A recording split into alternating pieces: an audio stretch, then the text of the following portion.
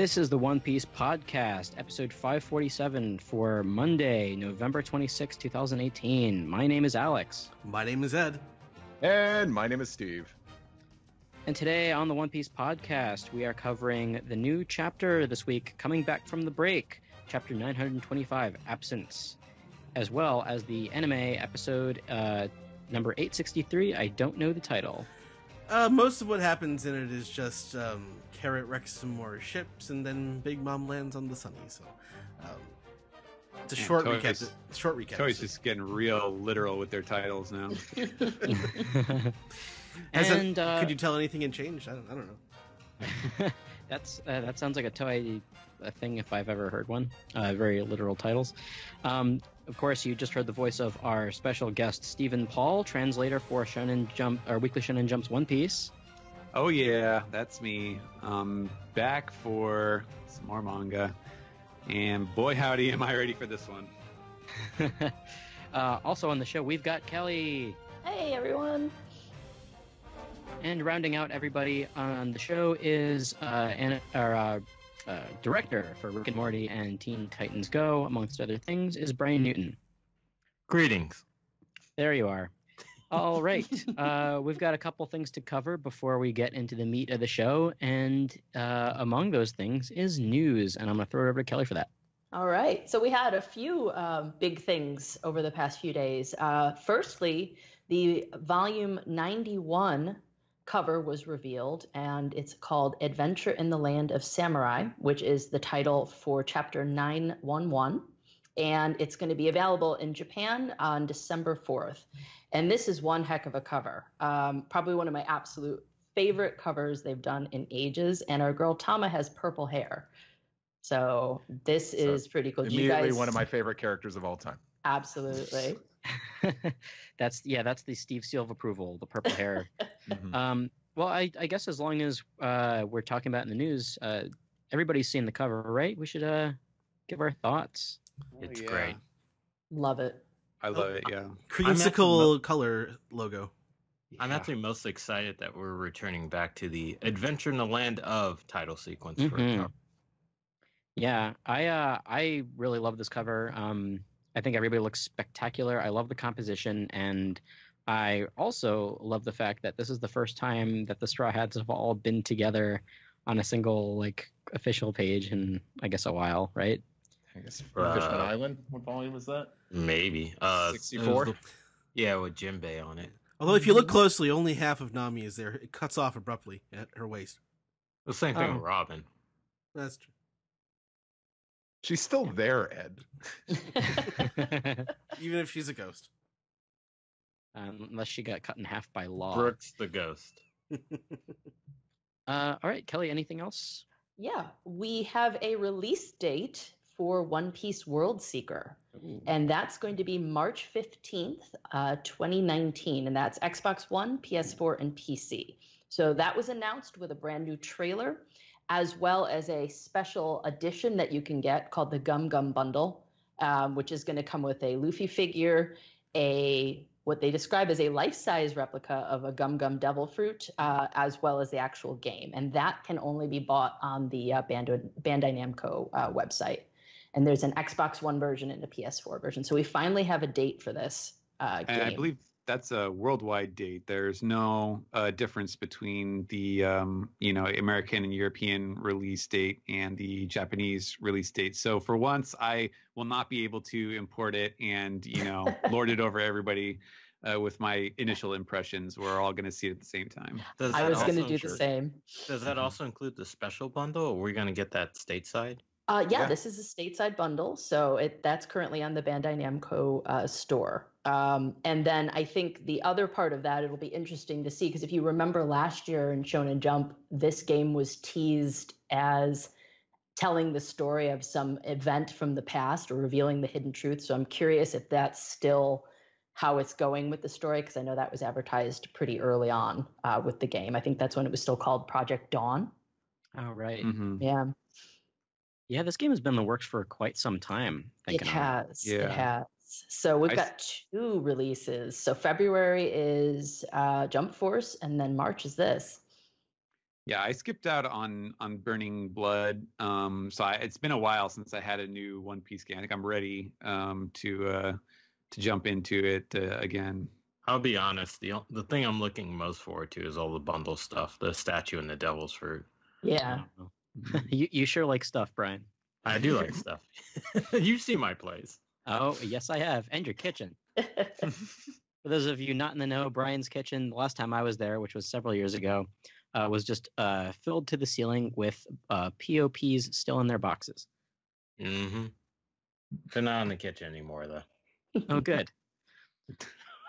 Yeah, he made those. What else is on the docket, Kelly? And then lastly, you probably had heard on the news about a Luffy statue that's going to be revealed in Kumamoto Prefecture. So we have a date for that. There's going to be an unveiling ceremony on November 30th, so coming up very, very soon.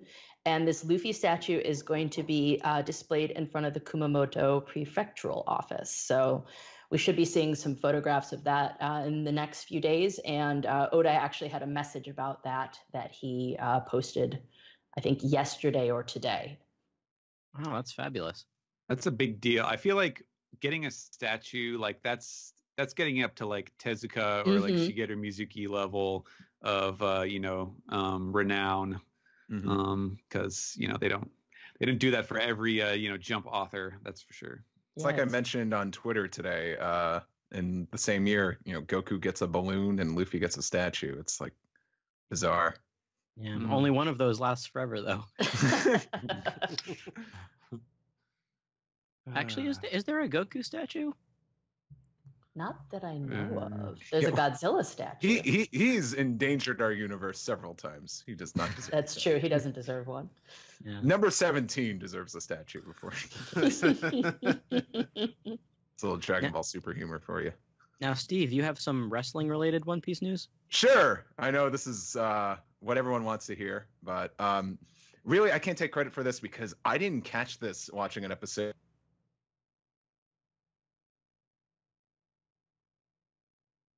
The worst Noel on Twitter for pointing this out.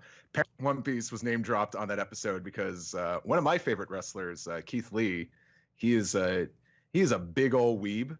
But apparently he used to have Mewtwo in his trunks. Yes, and he had another pair of Kingdom Hearts tights because he likes Kingdom Hearts. But Mauro Ranallo apparently on commentary, I'm gonna have to go back and rewatch his match, but he said Keith Lee is a big fan of anime, especially the series One Piece, and I had no idea that Keith he named one of his moves the Grizzly Magnum.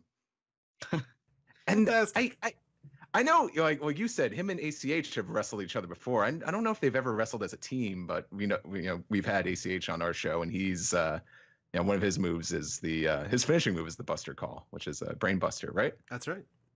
Mm-hmm. So I like that news a lot. I hope you did too. I think that's it for the news segment.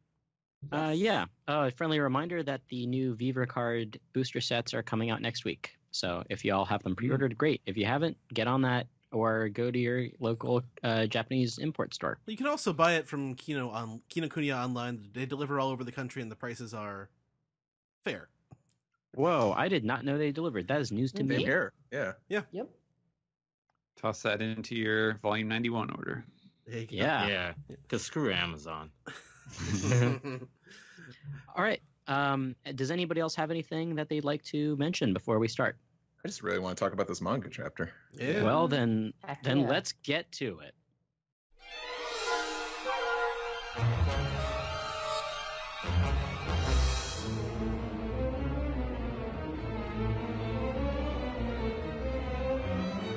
This is the manga recap for chapter 925, Absence. And we're back, of course, with a request from Notice Skywalker for the cover page. What are we looking at here, Ed? This is Perona and the Black Cats secretly making sangria with Mihawk's wine. And he's wearing wine girl stockings. Oh, I thought that was supposed to be like vinegar. That's great. That's the secret ingredient. Yeah, I thought it was Wine Girl. I think it is. It is. Okay. There's another letter under the skirt there. Oh man, Mihawk's gonna be pissed. Those are like some fine vintage. Oh, my wine. Nah, not even. Mihawk knows a good drink. Yeah, who doesn't like sangria? Yeah. Well, I mean, just imagine if he was just saving those just like 100-year-old bottles of wine. Like, What, for like fruit ninja chopping? I don't know. What, drink by himself? Get real. I mean, It's got haunted wine.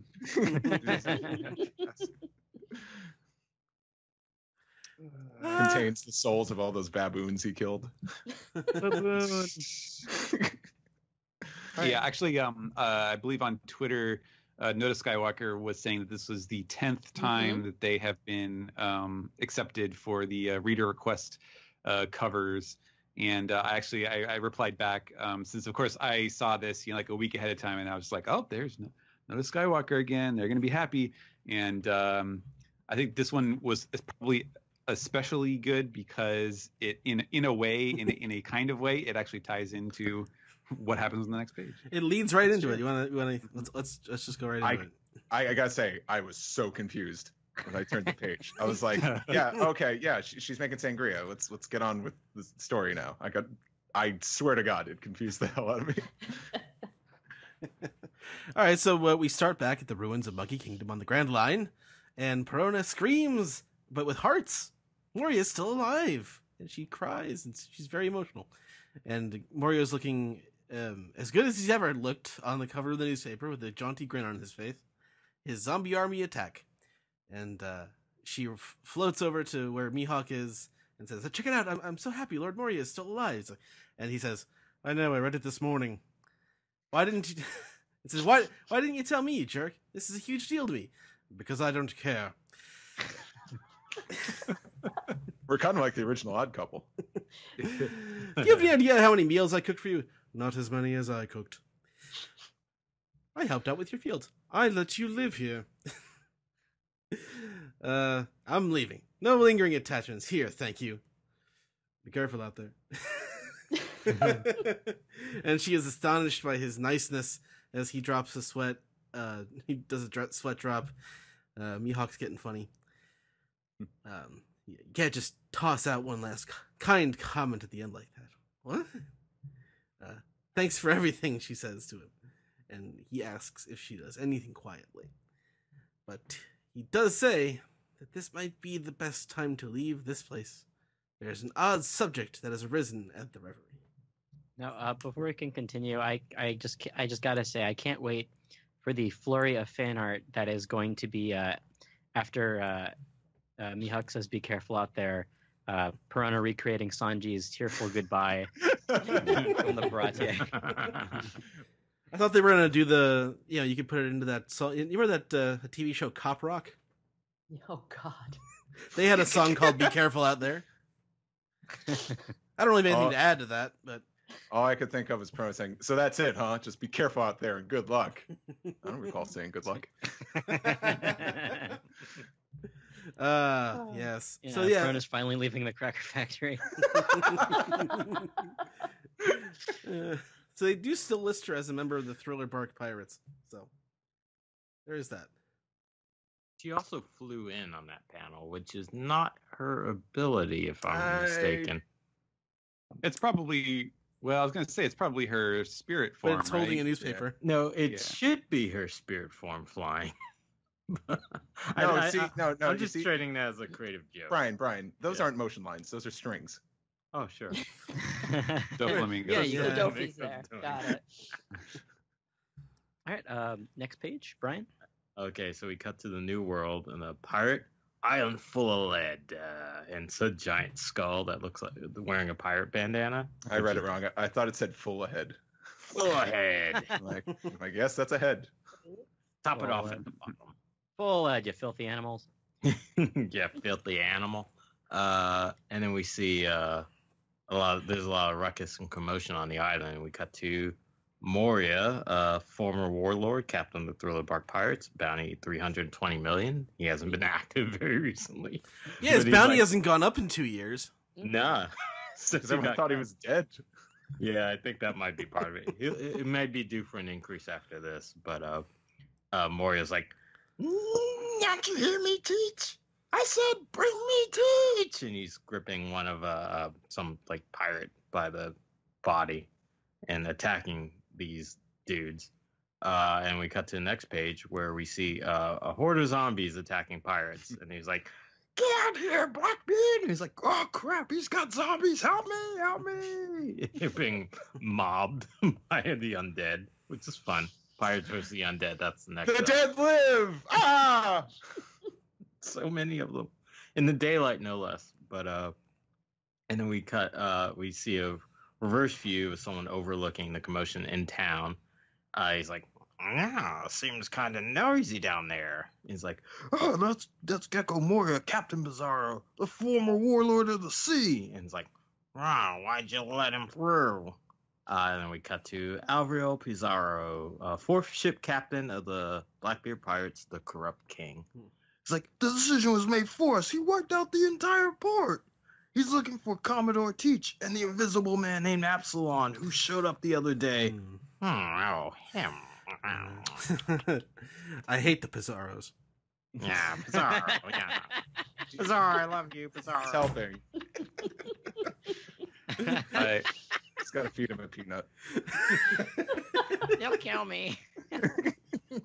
I want to point out too that Oda actually made a mistake on this page where it originally said that Avalo Pizarro is the second ship captain of the Blackbeard Pirates, which is Shiryu. Yeah, well, it's Shiryu. Okay. Shiryu is supposed to be the second ship captain, and so it's listed twice in this chapter. And so I had to literally, it was a good thing that at the start of this month is when they released the Impel Down Viva cards that have all of the Blackbeard officers on them. And so I was able to fill in the information by looking at the Viva cards. So there you go. It's come in handy already. All right. Oh, Nice. Question about the Island Full Ed, Stephen. What was Oh, that yeah. originally in Japanese? Yeah. So that's that is one of Oda's kind of classic puns. The Japanese title is Hachinosu, and it's written in katakana, so it doesn't have kanji, but it sounds like beehive, and that is a colloquial term for pumping someone full of bullets, riddling them with bullets. You turn them into Swiss cheese. And so I styled it as full of lead. Because It's sad. That's exactly what they did to Whitebeard. exactly. That's true. Yeah. And also, Swiss Cheese Island is already in Big Mom's territory. That's Yeah. Before we go on, I'd like to point out that Thriller Bark is there, which gives a really great scale to the Island Full Ed. Well, that's true. I'm not sure if it's an accurate scale, but it is a scale. Wait, is that the main Thriller Bark, or Justice. is that the side ship that they took? That's the No, that main. looks- That's the thing. Thriller Bark. Yeah. Yeah, you're right, Yeah. because I can see the castle and everything. Two masks too. Yeah. Yep. Yeah. All right. Next is Steve. So a little bit of time passed, and we see off in the distance, up on the ledge, we see a bunch of hearts, and it's like, oh, Lord Moria, I'm right up here. And to his delight, Moria responds, Absalom, oh, good, your life. And we get a close-up of Absalom. He's got a Goyle cuddling up next to him. You must be Goyles. Oils. Says, sorry about that, boss. This place is heaven. I just forgot to contact you, that's all. And Moria's, he's delighted. He's quite gullible. He's like, oh, is that so? In that case, I feel bad for these guys. See, the Blackbeard pirates are famous for hunting people with particular powers, but yeah, a good thing that didn't happen to you. And oof, slice. It says it right there. Bunch of zombies' heads get cut off, and Moria gets the old Zoro versus Kabaji Everybody. attack. Mm. Nice throwback. And he's like, Urgh. And then, who did that? As all of a sudden, out of thin air, shows up Shiryu of the Rain. He's the second ship captain of the Blackbeard Pirates, and a visible man with the clear fruit. Let's get into that. He says, oh, your bad premonition was correct, Gecko Moria. I've got a very nice power for myself now. And he's like, you can turn invisible, but that's Absalom's power, and uh-oh. As Absalom starts to do that weird kind of laugh that a certain member of the Blackbeard Pirates does. It's the something like that. And Mario's like, wait, who are you? An interesting note too. Before we go on, I'm not sure if anyone would have picked up on this. I thought it was a little bit weird at first because I was looking up information. So at the start of this page, when Absalom is like, "Oh, Lord Moria, I'm right up here," he never says that in Thriller Bark. He always calls him boss. And so that shit, it's like, oh, there's a little tip off right there that whoever this actually is does not know the finer points of how they refer to each other. Neither does Moria. Yeah, neither does Moria, apparently. Yeah, because he just called him boss here. He's kind of a chump. And so on the next page, Absalom leaps off of the wall and does a flip and transforms into something with a lot of billowing puffs, what seems like. And Moria says, Devon!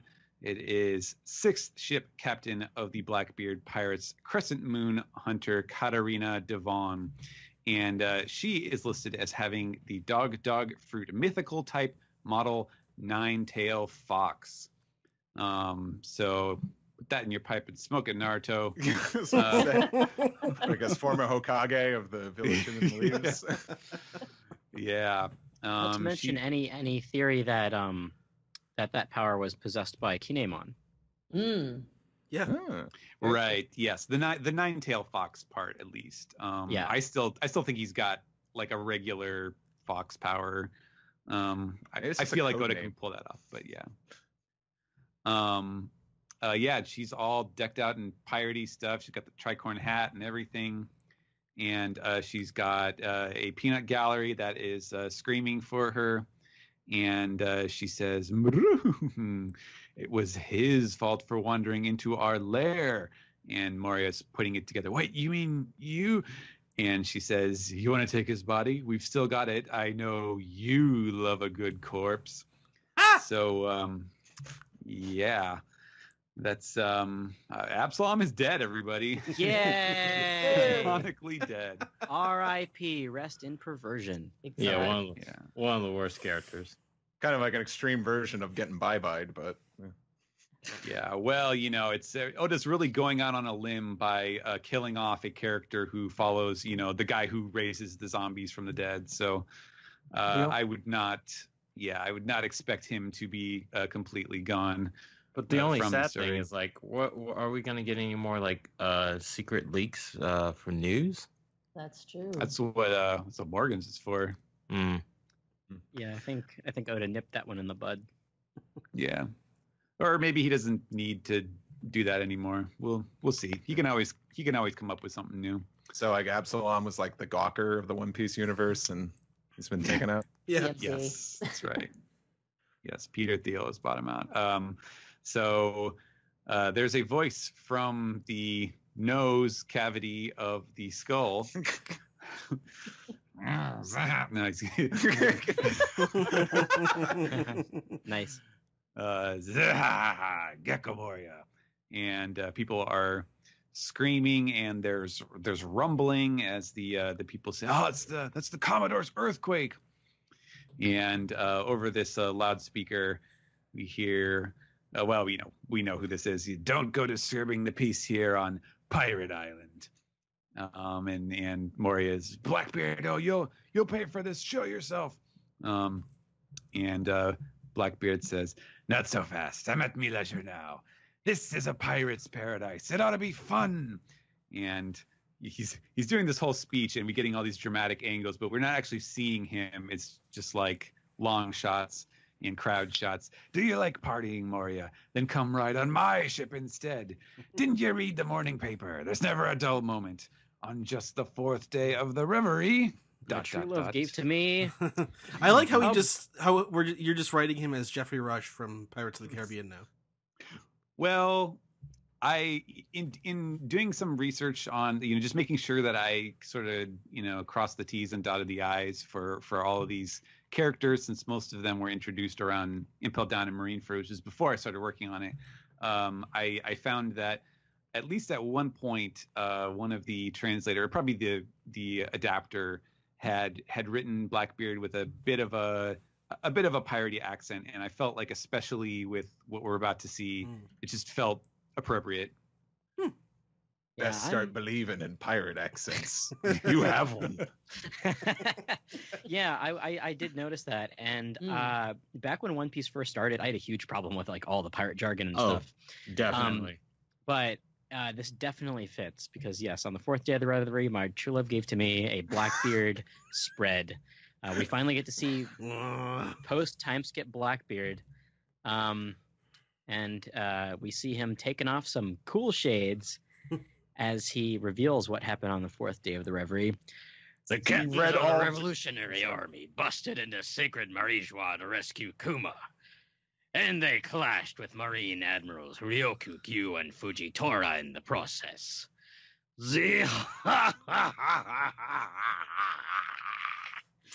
And Doom, there he is, Emperor of the Sea, Commodore of the Blackbeard Pirates, Marshal D. Teach, with a bounty of 2,247,600,000. 2,247,600,000 berries. That's a very specific number. Yeah, I feel like it's probably some kind of like Japanese wordplay. Some of Oda's numerology. Quick, everyone, go get a lotto ticket. I've seen theories about what it is, but based on what we saw in, you remember the One Piece magazine we talked about last week with the bounty and like the adding up, that numerology that they use isn't going to make sense to us round eyes. Yeah. So and here he is. Here's Blackbeard. He is looking awesome. He's got some cool puffy pants, aka they have puffs on them.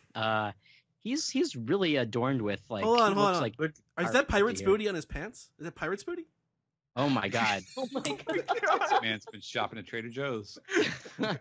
I really do hope that he's got pirate's booty on his pants. He's apparently he's also reread all of Dressrosa. Is like, you like Doflamingo? He's awesome. He's the best villain. I'm gonna grow up to be just like him. He is. Well, he's got fur. Man, he's living large. He's got some cool, like his hat looks really decadent. Look at that beard. The beard. Yeah, the beard is everything. I think that was the one thing we predicted back then, like that he was gonna have a beard, just like pigtails. Yeah. Well, he's wearing feathers in his hair, same as Devon is, in his hat. Yeah, and flowers. I like that. That's very piratey. It's a good look. I also like that his hat, his tricorder, there's a piece taken out of it, so someone tried to take a shot at him.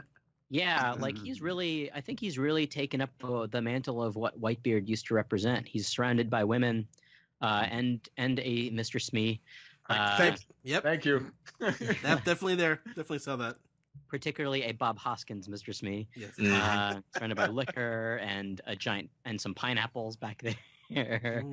And sitting on a giant beanbag chair.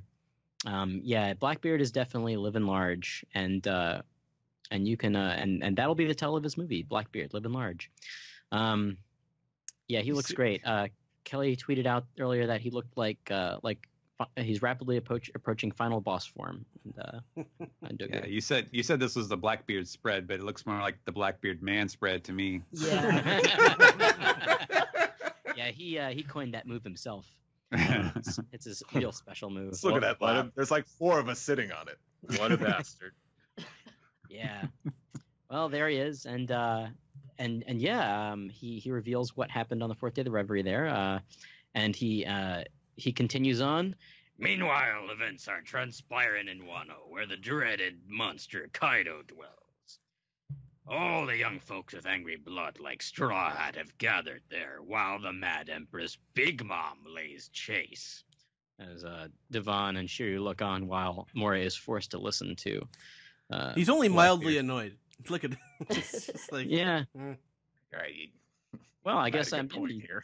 Yeah, I mean, he did get an offer to join Blackbeard.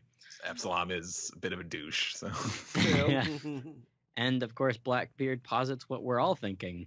What do ye suppose happens now? It's already begun. The mighty battle over supremacy over the throne. No quarter given.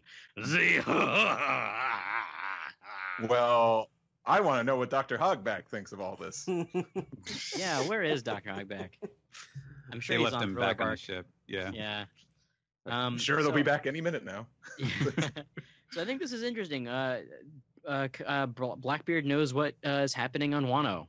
I'm sure he's got spies or something. That's pretty interesting stuff. Could be koozie. Well, actually, I think it's talked about at the end of the chapter, but we'll get to that. Yes. Yeah. And let's move on. Kelly. Well, meanwhile, we'll have to wait for that because we are back to Wano for Act 2 with Bibin and opening once again with the shamisen player, which I absolutely love. We open on Atamayama, or Head Mountain in Kuriwano, which, by the way, I love this so much. Oh my gosh. I laughed at this so much. It turned out to be literal because I don't know if you guys remember, I was saying that Atamayama was like a rakugo thing where it was about a cherry tree that sprouted on the top of a guy's head. And yeah, it looks exactly like what we got. I don't know if it's a cherry tree, but there's definitely a tree on a bald mountain there. And we hear some signs of a clash, and we see Dogstorm fighting.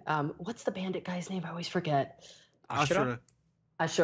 And they are in the midst of combat with members of Ashura's band as well as members of Kinemon's group observing. I love that scene. He does it so like cinematically, like you can just see like samurai movie style where it's like cut between cross cut between wide shot and like close-ups where you can only see blurs of movement and then the dramatic, clashing of swords and stuff. He also overdoes the sound effects in the previous page where it sounds like, movie sound effects. Absolutely. Yeah. The middle panel is just gorgeous here. So good. Everything here is just, oh man, it's funny how we cut away from Wano, we get some really great stuff, but then like we're back to Wano and it's still great. Yeah, it's a great establishing scene. And on the next page, they are kind of at a stalemate here. They're both breathing heavily. You can see how everyone is watching from a distance. And oh, look, Jinbei's there on the left. No, he came back. He got his carton of cigarettes. Yeah. Oh man, this arc should just be called Too Many Jinbeis. Yeah. When you really miss someone and you start to see them everywhere you go. You have that dream where they come in through the window. Oh my god. Oh, would Jinbei fit? No. I'm looking at the cover of the Vivre card binder. He is huge. He's bigger than a horse. He's a stout fellow. And Kinemon says, okay, let that be the end of this Dogstorm and Ashura. And so, yeah, it seems like, they were, it's sort of like a cross between them sparring and them kind of getting some pent-up aggression out. They're frustrated at each other. And meanwhile, we go back to Amigasa village in Kuri, which is the kind of abandoned place where Tama lives with Hitetsu. And they're inside his his home, his workshop place there. And Tama is she's sitting up. She's looking good because Chopper's there, and so is Dr. Miyagi and Tristan, and all the finest medical minds available. It's a good thing that Tama's wounds were shallow. I love that Hitetsu he's bowing, he's indebted to them, and he smacks his very long nose on the floor. He can't bow that low, apparently. Yeah, in the process. And Tama doesn't. It seems like if she suffered any trauma, it was minor because she passed out. She doesn't remember what happened. Just that Horselina, Speed was trying her best to fight. And someone, probably Chopper here, is saying, that's quite some power if it turns an enemy into such a loyal servant. But Tama is more worried about Big Bro Luffy right now. And Chopper reassures her that Luffy's healing power is he's practically a monster already with how fast he heals. And if his bones break, his spirit never will. He'll be fine. And Raizo apparently is working on freeing him from prison. I don't know if I have a mental image of Raizo being competent enough to to feel reassured by that, but apparently he is in charge of the rescue mission. Nin Nin, says Chopper. He's playing up the ninja role. If this is not the cutest row of 2 panels you've ever seen. Seriously. It's just, yeah. I want Chopper Ninja merchandise. They better make it. Yeah, God. Everyone's so cute. It's so cute cute. and fluffy. Yeah. And back on Atamayama, Kiku comes up. She steps up and says that she's disappointed in Ashura. And so apparently he's the one who's not playing along here. He's the aggressor. He's saying, "Listen, Kiku, just be glad I'm not robbing you of everything you own. Have you forgotten this is how we started?" So yes, as we remember, he was once a ruffian, and then he became a samurai, all due to his loyalty, his devotion to one man, Kozuki Oden. He didn't swear no fealty to the entire Kozuki clan. Ain't that right, Momonosuke? And Momonosuke looks on, and meanwhile, Carrot is marveling to herself that, wow, that guy fought to a draw with Duke Dogstorm. So we get the idea that both of them are very capable swordsmen. That's such an interesting comment there that he makes to Momonosuke. I don't know what that means yet. Like maybe Momonosuke tried to order him around and he turned him down or something. Or maybe he's telling Momonosuke to step up. To step up, yeah. No. Could be. Brian? Yep. I think you're next. Cool. And then Kinemon responds with "And you had better not forget what kind of man I was. I will gain your loyalty." And Shutamaru Ashura Doji boy, he responds with "And if you can, more power to you. But don't assume that everyone's gonna jump for joy at the return of the Kazuka Samurai. Y'all been in this country for 20 long years, and that absence won't ever vanish." Which is a great point. It's not going to be that easy. Saw Gerrera just showed up. Yeah, or Huel from Breaking Bad. I don't even remember that character. He's Saul's bodyguard. Yeah. Yeah. Oh, right. Yeah, okay. Excuse me? That's fair. I could see that. But anyway, on Onigashima Org Island in Wano, we get this is probably the best view we got on the island to date, but we get I'm assuming it's this character, but I'll just go with it anyway. "Hey, Jack, Curry's cut is pathetic. Without Doflamingo around, you know who our next business partner is, don't you?" Yep. And then we get a couple of minions thinking to themselves, or maybe whispering, it's like, "Jack's getting chewed out again. Jack, can you imagine?" And then we cut to the evolved form of Mr. Anime. Thank you. Thank you. He's got wings. And he's like, "We don't need more dead weight around here. We've already got Queen." And then Queen was sitting next to him, which is, I love Queen's design so much. Oh, yeah. Goes, "That's right. We don't need more scum when we've already got King." And together, which it's impossible for me to do, they go, "Got that, Jack? Got that, Jack? The Stooge." I try. Thank you. You clown. Clown. Yeah, and Jack always has a little sad, like, I'm sorry, brothers. How can you tell he's sad? He has the same damn expression. It's the subtlety in the The eyes. sweat drop. He has the same eye expression all the time. We already discussed this in Zone. Keep We up. all read so. And then their Oda boxes show up. It's Animal Kingdom Pirates lead performer King the Wildfire. Next to him is Animal Kingdom Pirates lead performer Queen the Plague. Yeah, and Queen's messing with some screws apparently. But I think King continues like, same to you, Queen. How long does it take to break the spirits of a few stupid brats, you incompetent? It's like, oh, shut up, you torture-loving freak. And it's like, what? That's what Queen is putting together a set of thumb screws. Oh. What's a thumb screw? Why do you know what thumb screws are? You never been to like a medieval museum? Okay, that's fair. There's medieval museums. I've been to the Renaissance Fair. I thought so. Yeah, I thought that the theory. I don't know if this is true or not, but a lot of people were saying that is probably kids, metal arm I've heard that. stuff. Yeah, It could be. Huh. Oh, Yeah, interesting. The thumb screws would explain why Queen is like working on that right now, because Talking the about screws torture. to them. Yeah. That's fair. King the Wildfire sounds like a character name from Knights of the was it Ronin Warriors? The Ronin Warriors. King of the Wildfire. So Do I, Tulpa's voice. Man, I guess that's the end of the chapter, right? Look at his sword. It's got a circular hilt like Zoro's first sword. Mm. Oh my god, I didn't notice that. It's his dad. Daddy, you're my daddy.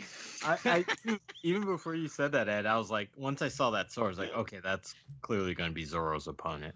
It looks like a sword. Yeah, I mean, he's got a sword. How can he? This is Zoro just walk in the room like, who's got the sword? All right, me and you. Come here. Let's go. Square up. That's how it goes. both of these guys look like Kinnikuman characters. Yeah. Yeah. Well, also, if Zoro learns how to cut fire, this is a perfect opponent. Oh, I also just thought that like maybe also King might be a Skypean or a Bukabin. I mean, Hitetsu has wings. Hitetsu has wings too. So Yeah. Yeah, Oh, yeah, I do like the wings. That's a good element. If he's gonna, do a design that is so similar, that has both the impel down coat and the, gladius leather all over the body. Like at least the wings, I think, are a cool touch. That How much? I have a confession to make. I thought it was Magellan initially. right. Jeez. How much you want to bet? He This does is look like. How much you want to bet when we get his official colors? He's like orange. Oh, totally. It's gonna be like Oven, magenta or like something. Charlotte Oven. And the original Kuma. Well, if you look at his skulls, they look very similar to the ones that Shiryu is wearing. Yeah. He's Mhm. totally just like the jailers from Impel Down. Yeah. But even saying that, like, it doesn't mean Hitsuru and King aren't Skypeans. Yeah, that's true. I mean, they could just be aesthetic wings too.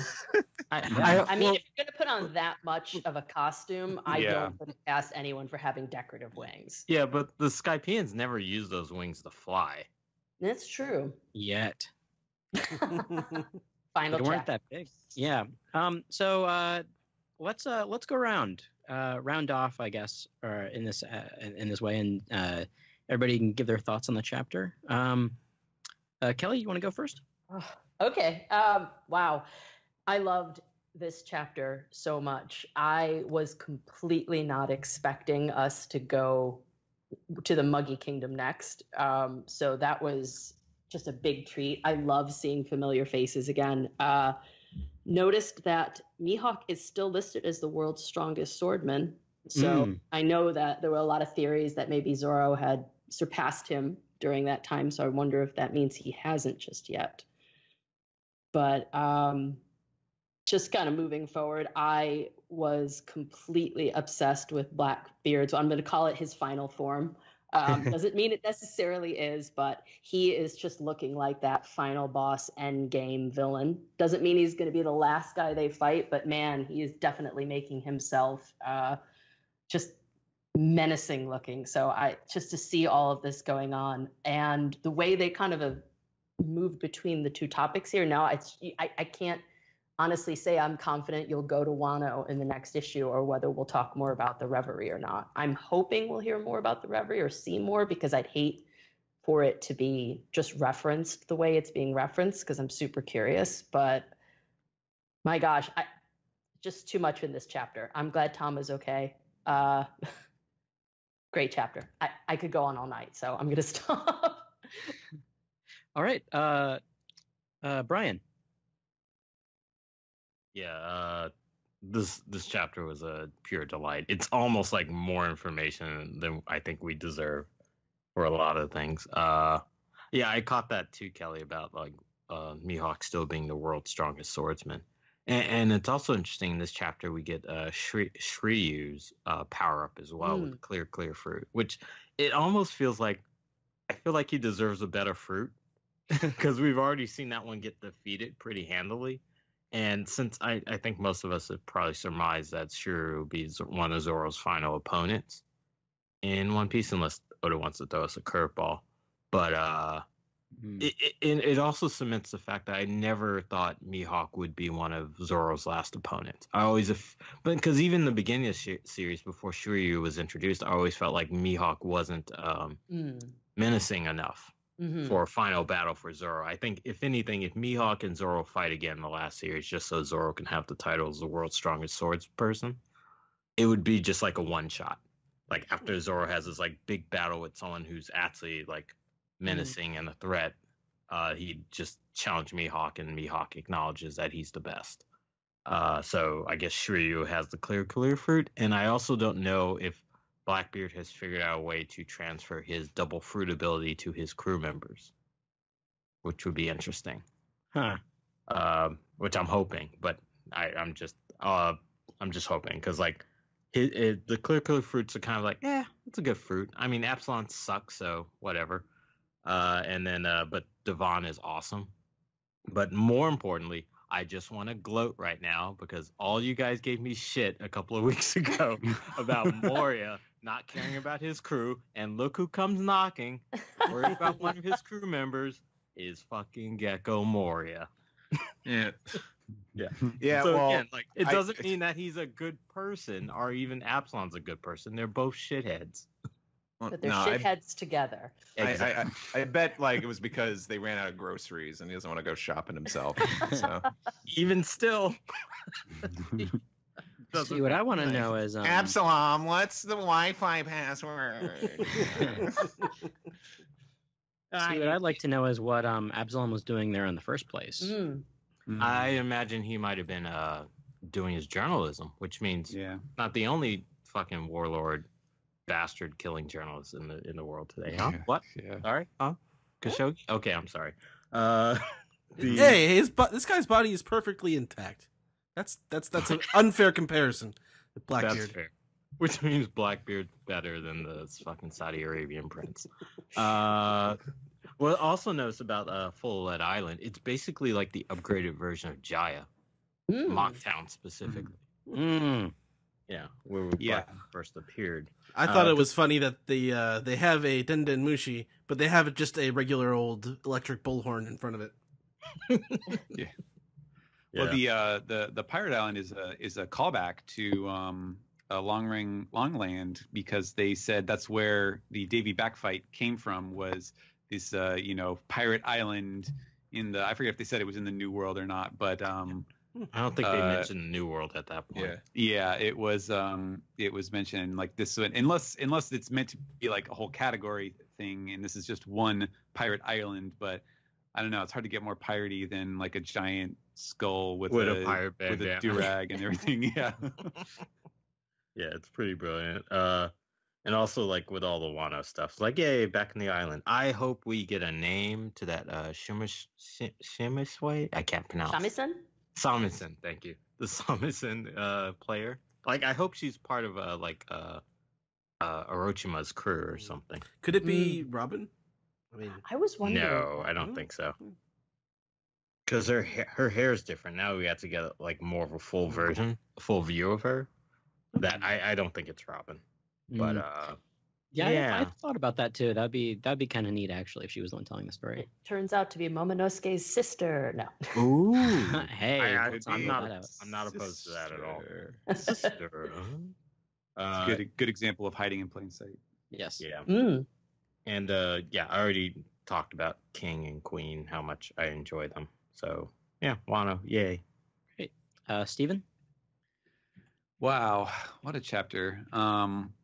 Yeah, I should have known, or you could have guessed definitely for sure. And absolutely props to Brian for calling this, that the Moria showing up.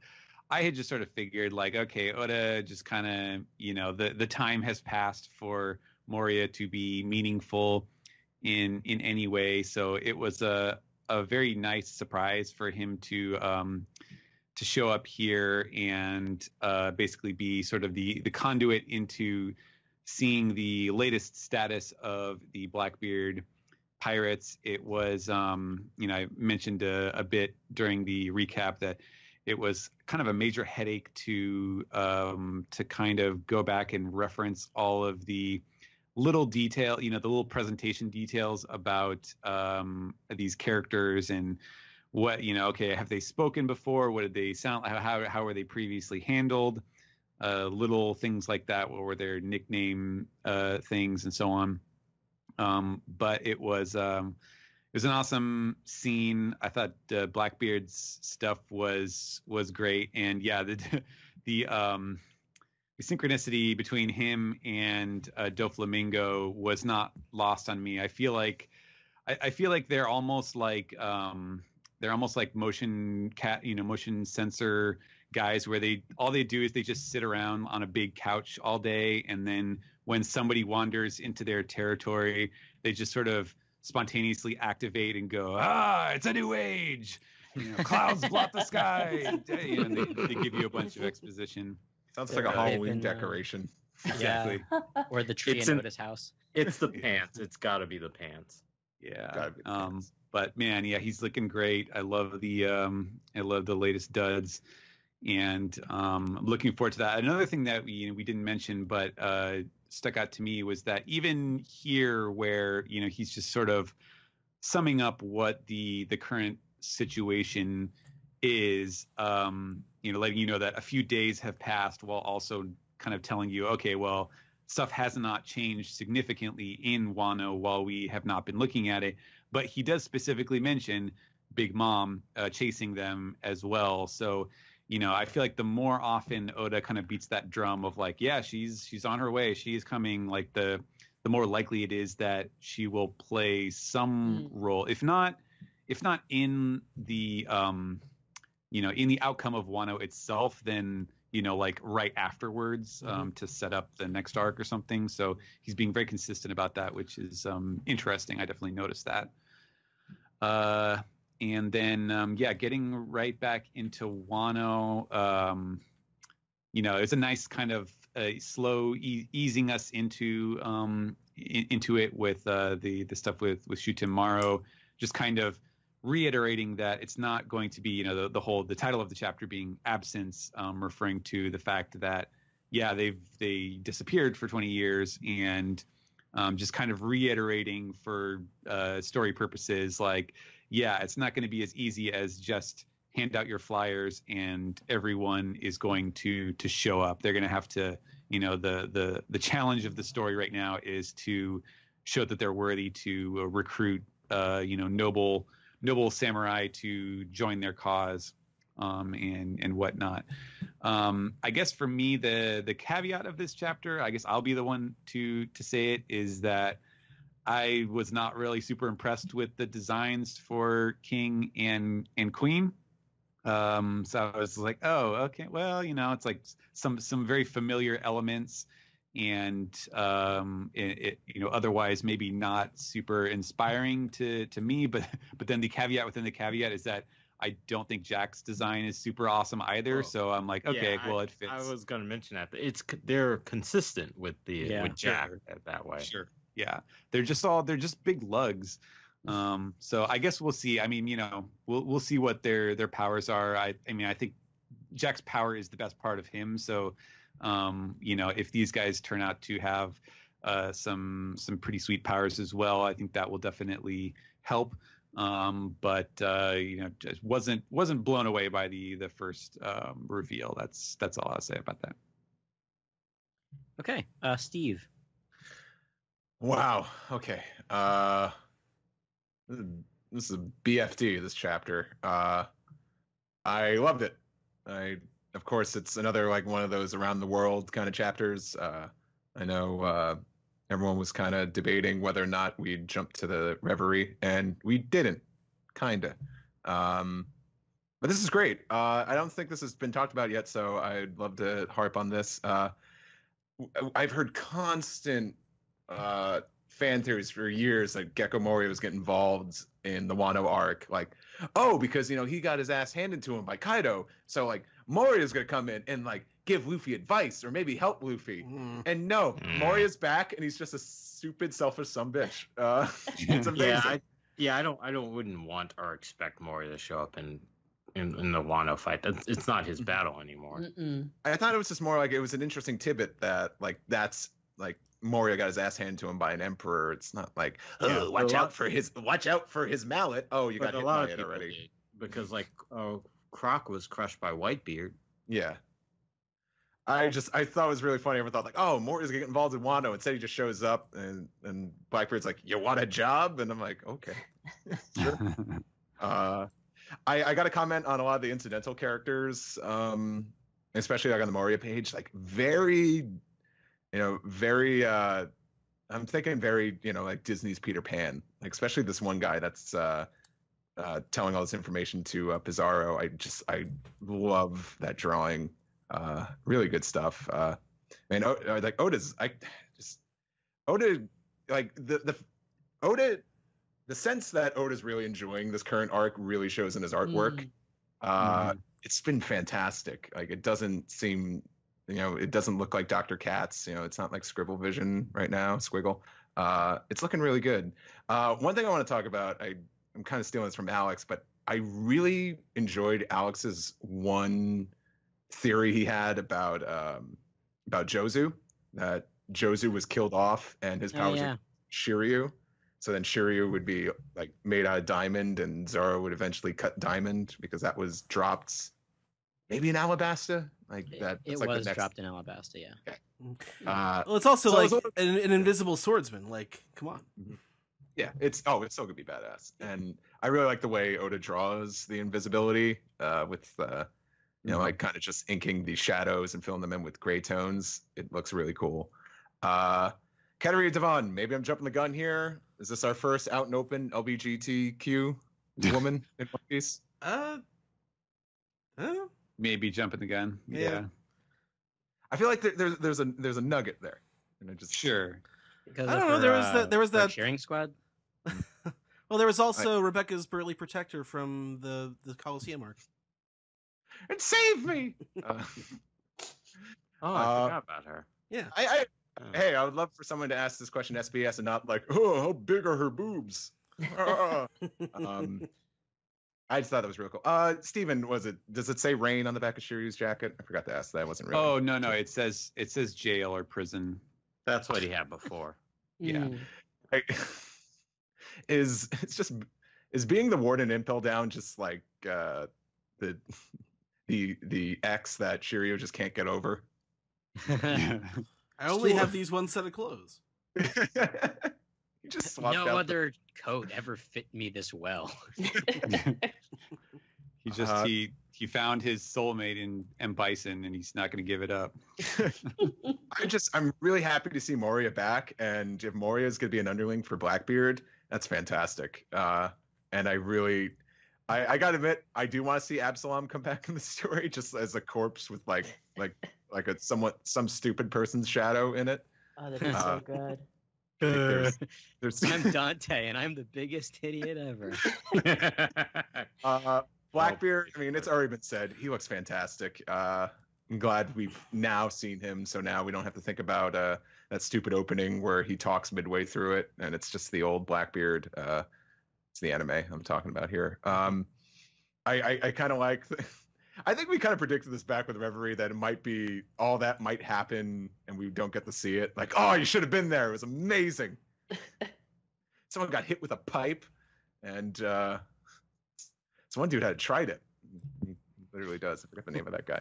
He does have a trident, but it's Morley. It's all the cool stuff we don't get to see. It's like, oh, you should have been there. Reverie was awesome this year. Yeah.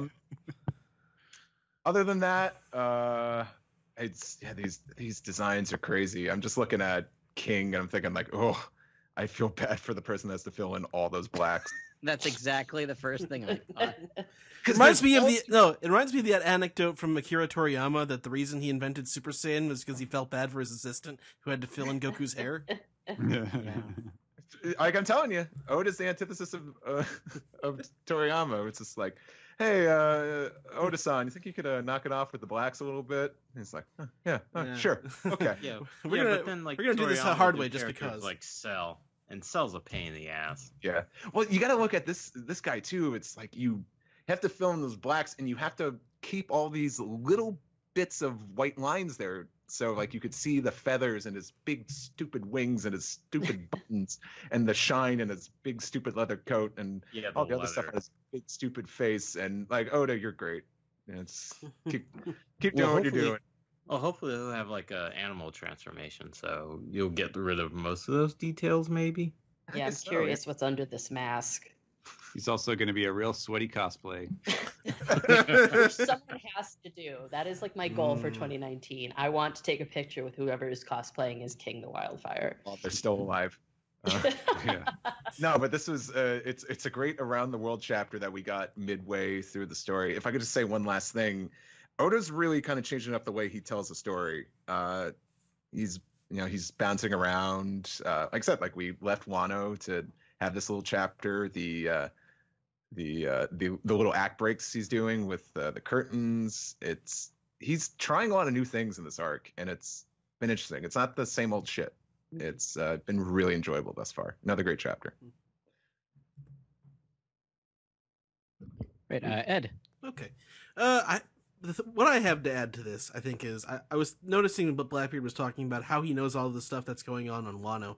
I just wanted to make it clear that I think that he is the new customer when Jack's getting chewed out, or who their next business partner is going to be. So I think that they're implying that Kaido and Blackbeard are getting into business together. But, yeah. Other than that, I love Ashura Doji's line of, you abandoned us for 20 years. People won't forget that.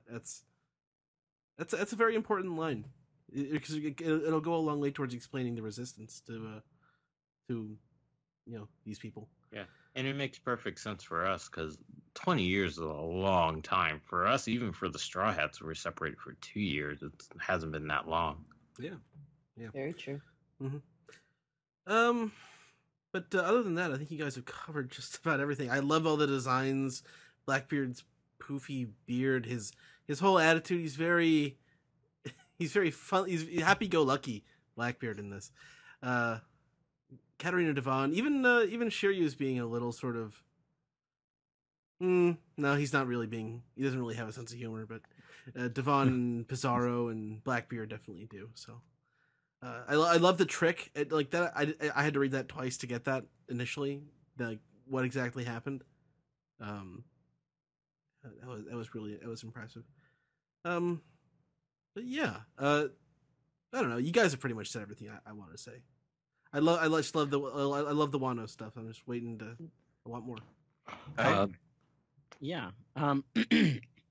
Yeah. Aside from the stuff that everybody said, of course, echoing it all. Let's see here. Yeah, obviously. So I think we might have touched on this. I don't know. But the event or the odd subject that has arisen at the Reverie that Mihawk talks about is most likely the abolition of the 7 warlord system. I totally think that. Yeah. Well, so that's why it would be unsafe on his island. Yes. Right. Like they'd be coming for him, which leads me to think about like, oh well, what about Hancock? Or Buggy, but as we know that Buggy fails upward. So, it's funny that you mentioned Ed that after Doflamingo, they have to choose their next business partner, and it being Teach. Well, Buggy was my my first thought. Okay. I was just wondering how Blackbeard would know about all this stuff that's going on in Wano, unless Kaido just sort of tells everybody. I think that Blackbeard has spies everywhere. Like Yeah. he's a He's big an fucking emperor. deal. Yeah. Like I'd like to think that Blackbeard has men on the inside everywhere, which would make him potentially even more dangerous. The killing off Absalom was actually like that was sort of a surprise to me, and the way that it was revealed, I thought was really cool. At first, I thought to myself like, oh God, did they kill Bunkley and take his memory power? But wow, yeah. Oh, jeez. There'd be riots. There'd be riots. Mm. Yeah, I would. Killing I would Absalom table. is the opposite of killing Bon Clay. You couldn't be Pretty any much. more There are opposite. celebratory riots Bon- going on. Bon Clay deserves a nice rest. Yes, he Yeah. does. Also, small point on that one reveal when Moria starts to figure out that Absalom's probably dead is if you look at the panel closely of Absalom when Devon starts doing the laugh, her eyes are dark. Yeah, Yeah, that's classic anime manga trope. Yeah. I think it's great, by the way, that everybody on Blackbeard's crew finally has some decent clothes. I love that Avala Pizarro looks very kingly. He's wearing like a cowskin cloak, and Devon is wearing something other than prison clothes for once. She looks like a true pirate. Everybody here does, and that's the thing I love the most about this is how classically pirate everything is on the island, including, as Steve brought up, all the other pirates that are there. Like they're all classic looking pirates. When you think of a pirate manga, this is the first thing that you should think of, I think, really. Like, oh wow, look all these. It's Pirates of the Caribbean, but in manga form. This is the first time I've actually kind of felt it's felt like a piratey thing. Yeah, in a long time, I gotta say. Yeah, Since Jaya. yeah. Blackbeard looks amazing. I fucking love it. The Wano stuff is super interesting. Coming back to it, really looking forward to seeing what the deal is with Ashura and Dogstorm and Momonosuke, and I can only assume that this is also sort of has something to do with why Dogstorm and Cat Viper don't get along. It's I don't know. I'm throwing that in there, but something else I noticed. This arc, in particular, this chapter, I get such a different vibe from Kinemon. Like he's become so serious and less of a comic relief character like he was in the earlier time skip arcs or post time skip arcs. It's kind of interesting to see his true nature as a very serious and convicted samurai, or samurai with conviction rather. I'll agree with Steven on the part of Queen and King's designs, particularly Queen's. I guess it just Looks like Morley. Yeah, kind of, and I sort of hope he's got like a coat or something like that, like something else other than just like overalls, I guess. Actually, he sort of looks like Obelisk of Asterix and Obelisk. Oh, that's a great point. Yeah. He's got the same pants, exact same body build. So I'm thinking on that. Maybe I've warmed up to that a little bit more. I think I'm just a fan of meaty dudes. I mean, Pika's still my homie. Well, you still haven't seen his legs. There could be all sorts of craziness going on underneath this table. Oh, I guess that's true. Yeah. Yeah, as Steve said, feel super sorry for his assistants because, God, King, look at that guy. Like he's gonna have to take off his coat at some point. It's too hot. Yeah. I mean, you got flames behind him, of course. Yeah.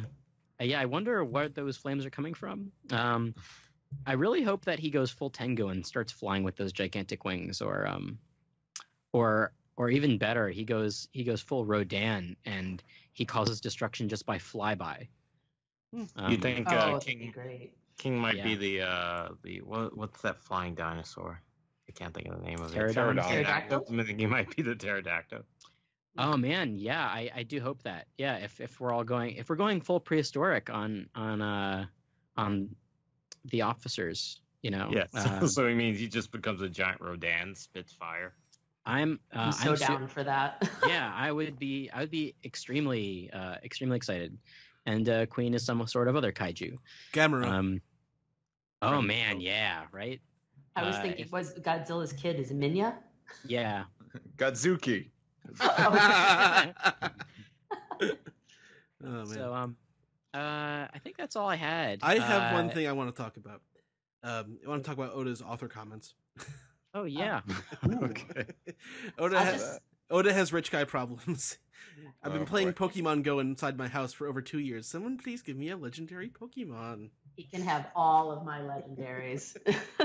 I like that he has a house large enough to play Pokemon Go in. Yeah. Anyway, that's all I had to say about that.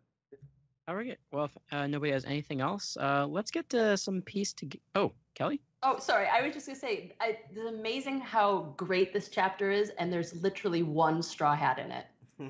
Yeah. Right. The funny thing about this is just that Chopper. If you summarize this, I tweeted this earlier. If you summarize this chapter, like if you just summarize it in text, it sounds like a fake spoiler, like something that you'd see on Park years ago.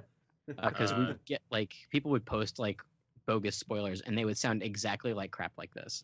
Yeah, it's funny you should say that.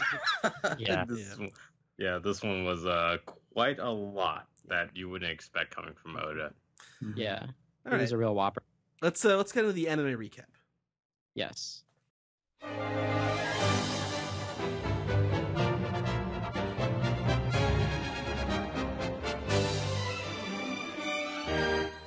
Three, two. This is the anime recap for episode 863, Breakthrough, the Straw Hats' Mighty Sea Battle. I'm your host Sam, and today with me we have Ed. Hey Sam, how's it going? Hey. So this is the second time now that they've made adjustments to the opening to sort of reflect what's finally been shown in the anime. First, Katakuri's mouth. Oh, okay. It was shaded out, and then for only the first week. The second week, because it was that episode. Second week they're able to show it. Now this week they show Carrot in her Sulong. Oh, right on. I guess I should have paid closer attention. I didn't have time to watch the opening this morning. When I was snowed in, I still had to go to work, but I got to go in late. The title card this week begins at 3 minutes and 59 seconds, although they do repeat the final scene from last week, which is Katakuri's twisty arms. Yeah, it's this weird thing where they did the same thing this episode they did last episode, where they bookended with Luffy and Katakuri, but they just reused the segment from last week. Yeah. Yeah, that explains a lot about this episode for me. So when we come back to the Sunny, Jinbei is dodging cannonballs, and we see Big Mom getting tired, and she's looking for Prometheus and Zeus, who are nowhere to be seen. Perospero is sort of reflecting that they've never seen her rampage this long. It's been about 8 hours. We have no idea what's going to happen, he says. Is this when we get the scene of Prometheus and Zeus, or is that later on? It's later. Okay. So Bavaroa is alerting Perospero to the situation with Pudding and Bedge's ship. Pudding's made the cake, but for some reason the cake is being transported by the fire. Good question. Why is the cake on the ship of our enemies? That is a good question. Yeah, and now Perospero is he's saying, okay, we can't trust that cake apparently.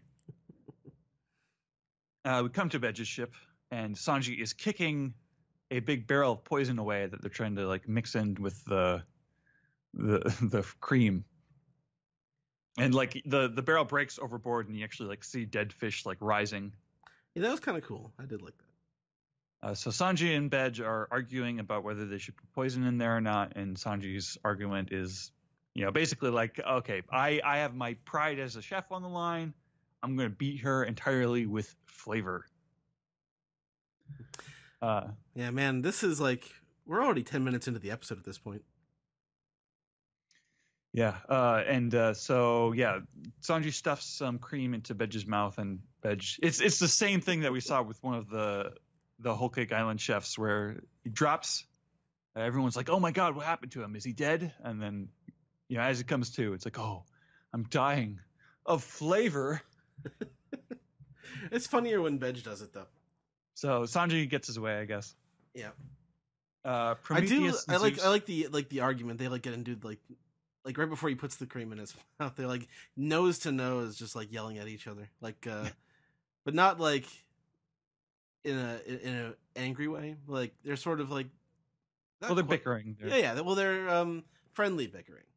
Yeah, and Sanji is telling them that, okay, when I have satisfied my customer, then you can assassinate her. Right. It's I was not interesting gonna. logic. Well, it also puts Pudding under suspicion. If that were to happen, I mean, they don't say that, but this wouldn't work out. So then we get the aforementioned scene between Prometheus and Zeus, where they're now bickering, and Zeus is just like, "Oh, I couldn't help it. Those thunderclouds are super delicious," and Prometheus is flaring up, and Zeus is getting all small. I thought this was funny. There's a Vladimir and Estragon of One Piece. So we come back. We get more of the Sunny dodging cannonballs. We have Chopper in guard point, like bouncing them back. Carrot's still going at it, and Brook is on his way to her, and that's the eye catch of the episode. Then we come back, and it's a big, pretty long action scene of Carrot kind of doing her thing, although I found myself kind of all over the place. Yeah, I find myself enjoying it mostly because of how they portrayed Carrot's sort of mental, or not mental, but physical. Yeah, they put way more emphasis on like how exhausted she's getting. Yeah, than the manga did, which makes sense given the way that they built it up, with talking about how they'll fight until they're dead. So I think this makes, I don't know, it's something that they didn't like for one panel maybe in the manga, and this drives it home. I like that. There is a kind of goofy looking shot where she like lightly slaps a steering wheel off the ship. Like she's getting tired. She's not putting her all into it, and it's still it's still strong enough to break it. Yeah, I thought that was funny. So Daifuku's coming down. She's reflecting like, okay, I just hope I was helpful at least if I'm gonna die. And then that's when Brooke swoops in. He's running off, and then there's this really cool moonshot. Like we're like way overhead. They're like a tiny speck, sort of gliding across the water as they're talking, and you see the reflection of the full moon. Right, but then it's like it feels like it's coming from a different direction when they go back to showing them like not their silhouette. It was an interesting shot. I like that. I like the whole Brook rescue. But like the parts with Carrot were probably like the best parts of this episode for me, except for Zeus and Prometheus being funny. And Carrot's explaining that, to undo the power, she just has to cover her eyes, basically. She can pull her hat down, she can close her eyes, she can wear sunglasses. Wish Saiyans were like that, So they get back to the ship, and Nami's immediately hugging her. It's a really cute scene. Carrot's like, "Oh, I'm glad I could help. Can I go sleep now?" And they're like, "Yeah, you can." So Big Mom's stomach is now growling. And Zeus and Prometheus are arriving, and she like senses Zeus and Prometheus like instinctively because they're parts of her soul, I guess. Yeah. So she hops up. She's super nimble because she's lighter now. And I thought this sequence was cool. Where, yes. The end of Prometheus the episode was is good. Wrapping around her arm and like going up to her hair, and you get that shot of Zeus, Prometheus in her hair, and Napoleon drawn out as a sword. And she comes to the ship. She lands on the ship. Everyone's shocked. Jinbei is saying, "Okay, we gotta be prepared to jump ship. It's that serious." Yeah, she's terrifying. Like they really driving home the terror of Big Mom. Yeah, I always loved this. This has always been one of my favorite like sequences in the arc. And Big Mom she's just like digging her hands into the walls of the Sunny. We see it like from the inside of the little cafeteria, and it's like fingers come through and pull up. It's like JoJo's zippers. Yeah. And yeah, that's going on, and then we come back to some more Luffy versus Katakuri, which is a lot of more of the same. Katakuri is kind of beating down Luffy, but the episode ends with Luffy standing back up. He's closing his eyes. He's getting ready to try again, to try to master that observation hockey, and that is the final shot of the episode. General thoughts, Ed? There were a few. There were a couple cool things. Carrot's action scene, Big Mom landing on the ship. Zeus and Prometheus were good, but this episode is glacially paced for my taste. It's weirdly paced. Like yeah. Like because it's slow, but it goes by fast. Because I remember thinking, like when Carrot and Brooke are like running off, and Carrot's like transforming back. I remember when I was watching it, thinking that was like I was still in the first half of the episode because so little had happened by then. Yeah. I mean, I didn't find myself bored by it, but it was like so. Not much happened this week. Yeah, not much happened, and then like a lot happens at once. Yeah, It's like I'm kind of conflicted where like I love the material so it's the same with last week's where it's like I love the material so much, but like what I'm getting out of the anime adaptation just isn't quite what I'm looking for. Mm-hmm. So I don't know. Maybe my ability to sense pace is off because I've been watching so much of the Frieza saga. Yeah. So I guess that's move on to the next segment. Sure, let's do that. We got so much better stuff to talk about this week.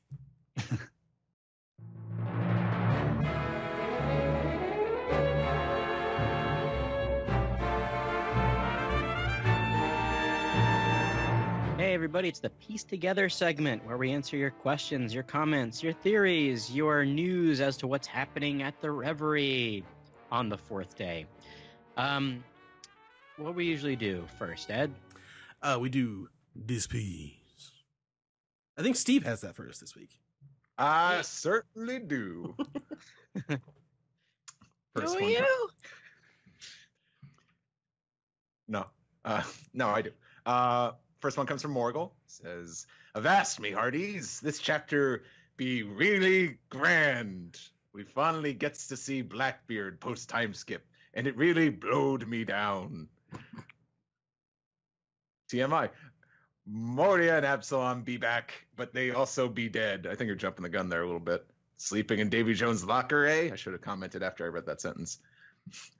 We also hear some teases about the Reverie. See Tama alive and good, and end with King Vader and the Killer Queen. Overall, this chapter was more fun than a barrel full of bilge water. Arr. Well, I don't. Does anyone find a barrel of bilge water fun? This is good. I'm taking notes here. These are all going to appear next time. Maybe shooting fish in a barrel of bilge water is fun. Yeah. Or like a King Vader. I did notice he does like that weird Vader mouth. King Vader and Queen Amidala.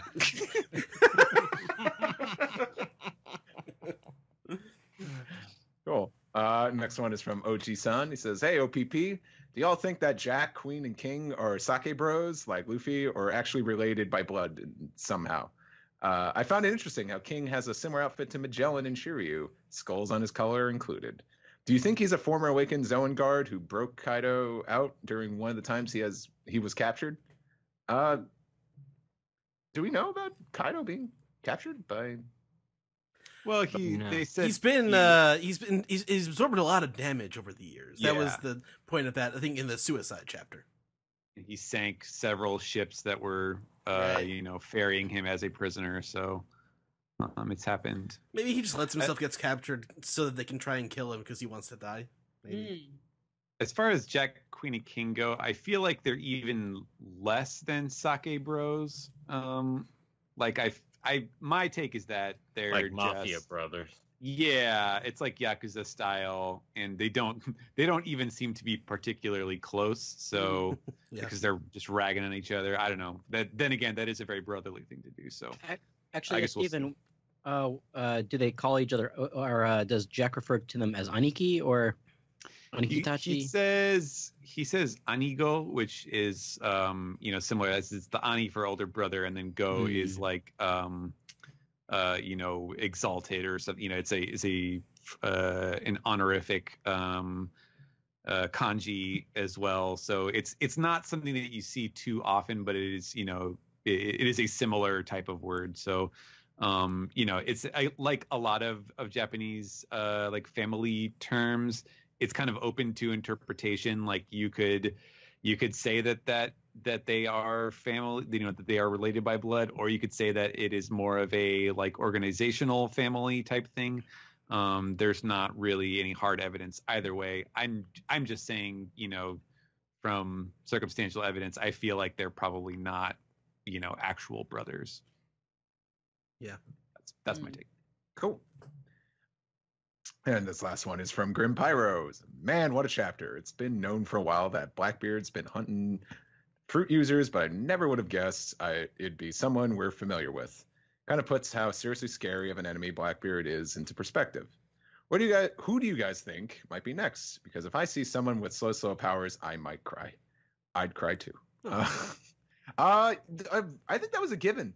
Once we knew that like Blackbeard was hunting devil fruit users, like you definitely wouldn't feel the impact if it was like, oh, did you hear about this one dude that had the waffle fruit? Well, they also, I mean, they kind of it kind of is in this episode though, because Devin has the fox fruit, and I mean, they just have it. I mean, maybe they got it, normally. Well, she probably killed someone. She also could have had that fruit before she broke out of prison too. We don't know.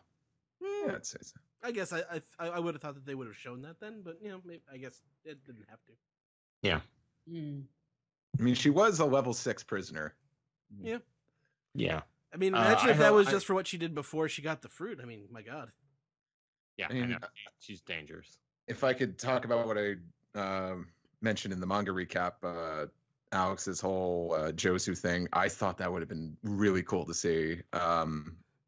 I got the diamond fruit. Yeah, right. Yeah. I gotta think that's not but the character going after the former Whitebeard captains is Weevil, not Blackbeard. That's true. Yeah. Mm-hmm. Oh, good point. Yeah. Blackbeard is like, please, the Whitebeard pirates were so 2 years ago. But do we know if everybody made it? Because remember, they did clash again. That's true in the the Grudge War. War. Yeah. So some of them might not still be alive anymore. We don't know. Yeah. Yeah. True. He's like been there, killed that. Maybe somebody else has the diamond power. Please, please, Anaru, be safe. Weevil might show up at Wano. If anyone, I think, besides Big Mom, if anyone was going to show up at Wano, it might be Weevil. I couldn't think of a more unwanted guest. Hey, everyone, it's me, Weevil. I'm the best. I'm the best warlord. Everyone should fear me. And I just want him to get, like, smacked away. That'd be so good. And just like, trampled by Big Mom the minute he. Like, who the hell was that? I don't know. I think it was some elephant, and I don't know. Bonnie's mom. I don't know. Speaking of elephants, you think someone stole from Frankfurt? He killed Spottom's sword. No, because he's still around, right? Yeah, he's with CP0 now. Never seen Frankfurt. Yeah, that's true. I guess.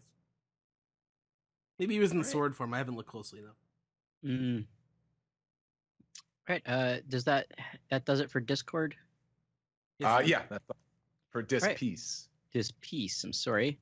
And we've got some emails. The Dear One Piece podcast. Does the podcast have any theories on what/where could be Captain John's treasure? Could it be a road poneglyph, or perhaps something connected to Uranus? Is it hidden under a giant T? When Buggy finds it, will it finally make him a Yonko? I need to know the chronicles of Buggy will turn out involving the stash of cash he's seeking. It's from Martin. I wonder about Captain John's treasure. Like, we see so little of Buggy, but I don't know. Yeah. I just take it to be flavor text.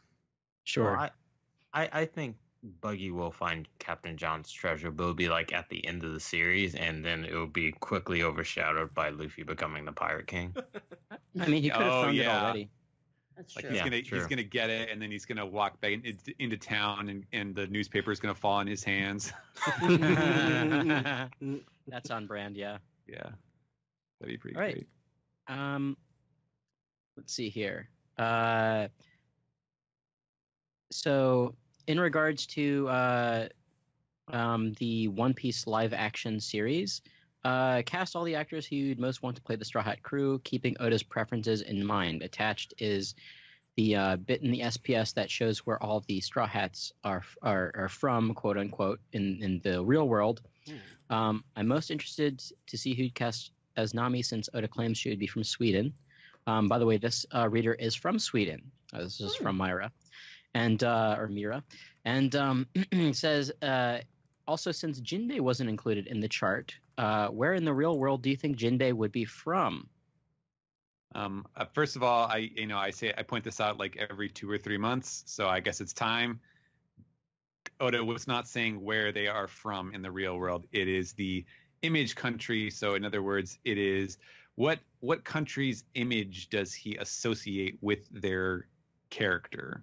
And even with that said, Jinbei's from Samoa. Yes. There you go. Yeah. Yep. Samoa, Yeah, he is an oos if I've ever seen one. Yeah, you got that right, brother. Thank you for your question. Next question is from Connor. To this day, I have difficulty getting people into One Piece. The biggest reason is always its length. Did the One Piece anime miss an opportunity with the time skip to create a sequel like DBZ or Naruto Shippuden to start the episode count back from 1? It'd be easier to introduce new viewers even if the content doesn't actually change. What are the merits for creating a sequel anime versus keeping how it is? Do you think a sequel at the time skip would have gotten more viewers into the series? P.S. Steven deserves an award for most honest advertising. His Twitter account is really nothing all but cat pics. It's true. I'm gonna go with a no. I think it would just make things more confusing. Yeah.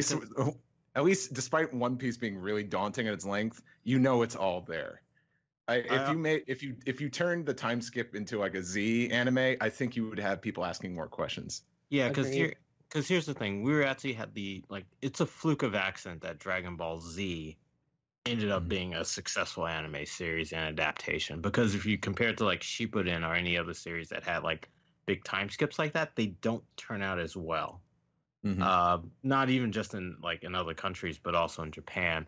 And I remember when the New World stuff got adapted into the anime when they returned to Shabadi, a friend of mine actually tried that. He actually tried to. He invited in a bunch of his friends and watched the first New World episode, and everyone was just confused. It's not One Piece. The way One Piece is structured, you can't really do that and get any sort of like enjoyment out of it if you watch 20 years later, Luffy and crew continue the adventure, but it's like, wait, the attachment to these characters started from when you know them way back when. You're going on the adventure with them. It kind of sucks if you come on the adventure halfway when it's already halfway over. I think for like open-ended series like that, you only do a sequel. You only rebrand it and start over if it is dwindling. Like if you need to reinvigorate the series and create a new push to make it fresh and get people interested again. One Piece has never been at that point. Like they have a very coveted time slot and everything like that. And it's not really like, especially for the anime, they don't really treat it like it's an archival, like here's the first season, here's the second season, and you're gonna want to go back and buy the discs. It's just like, yeah, we're just throwing it on TV and you watch it when it's on this week, and if you missed it, like, oh well, that's too bad. This whole idea of it being like a whole thing that you're supposed to watch from start to finish. Like, I don't think that mentality really exists as much in Japan, because it's not it's not a core based season. It's not a 13 or 26 episode series. It just goes on indefinitely. Yeah. And so, yeah, it's a very different perspective that they have on it from the production side, I think. Plus, from a story structure, like unlike Naruto, even Bleach, even Dragon Ball, like the heroes, the characters go on an adventure and then always return back home. There's always a point base where there's like you can start another adventure from, but you can't do that at One Piece since they're literally traveling around the planet. And every island adventure they go on informs the previous adventure more so than in other shonen series. where they always can like Ichigo can save the day and then go back to whatever town he was in, hang out with his friends, and then a new threat will show up in town, and he'd have to go out and address that threat. But One Piece is like, no, literally, they're picking up new crew members, they're gaining new abilities. It's literally like the One Piece is a wedge. You start from one little point, and it grows from there. Pick it up from any other point, you're just going to be like, you're throwing off the whole system. It's so weird that you're talking about Bleach, because I just happened to buy the first 3 like Bleach sets yesterday because I could get all of them for under $20 total. And like I'm like kind of, when you talk about that, I'm kind of excited to watch like those first 3 seasons of Bleach. Yeah, because that's the good stuff. It's the good stuff. Yeah. Anyway, Truth. All right. Hey there, a couple years ago at MatsuryCon 2016, you guys did a panel dedicated to getting new people into One Piece. My girlfriend loves One Piece, took me to that panel, and I was the only person there who hadn't seen it, sitting in the front row with her. You guys gave me a really nice statue of Shanks with the request that I use it as motivation to go and watch One Piece. I just wanted to let you know that we watched the first episode that night, and now I'm officially a fan and caught up on the manga. I don't know if you remember me, but I wanted to thank you for introducing me to Oda's World. Nice. Wow, that's awesome. I do remember that. Yeah, I remember the one guy, the one guy who was there who hadn't seen One Piece. Yeah, because I think that's why we didn't really do a lot of those panels, because usually if you do a panel dedicated to that series, the majority of your attendants are going to be people that like that series. So it's almost kind of like pissing in the wind, saying like, "Oh, we'll have this panel, we'll get new people in the One Piece." But the fact that we got the one guy that had not seen One Piece Was that into Katsucon? No, MatsuryCon. Oh, You were there. Oh, and yeah. You were there. And you were there. And Sam, who's not here, but he was there. And Jill was there. And Jill was also there. Jill was there. The doctor was there. And his girlfriend. That's Doctor well, girlfriend. he lives in Columbus, actually.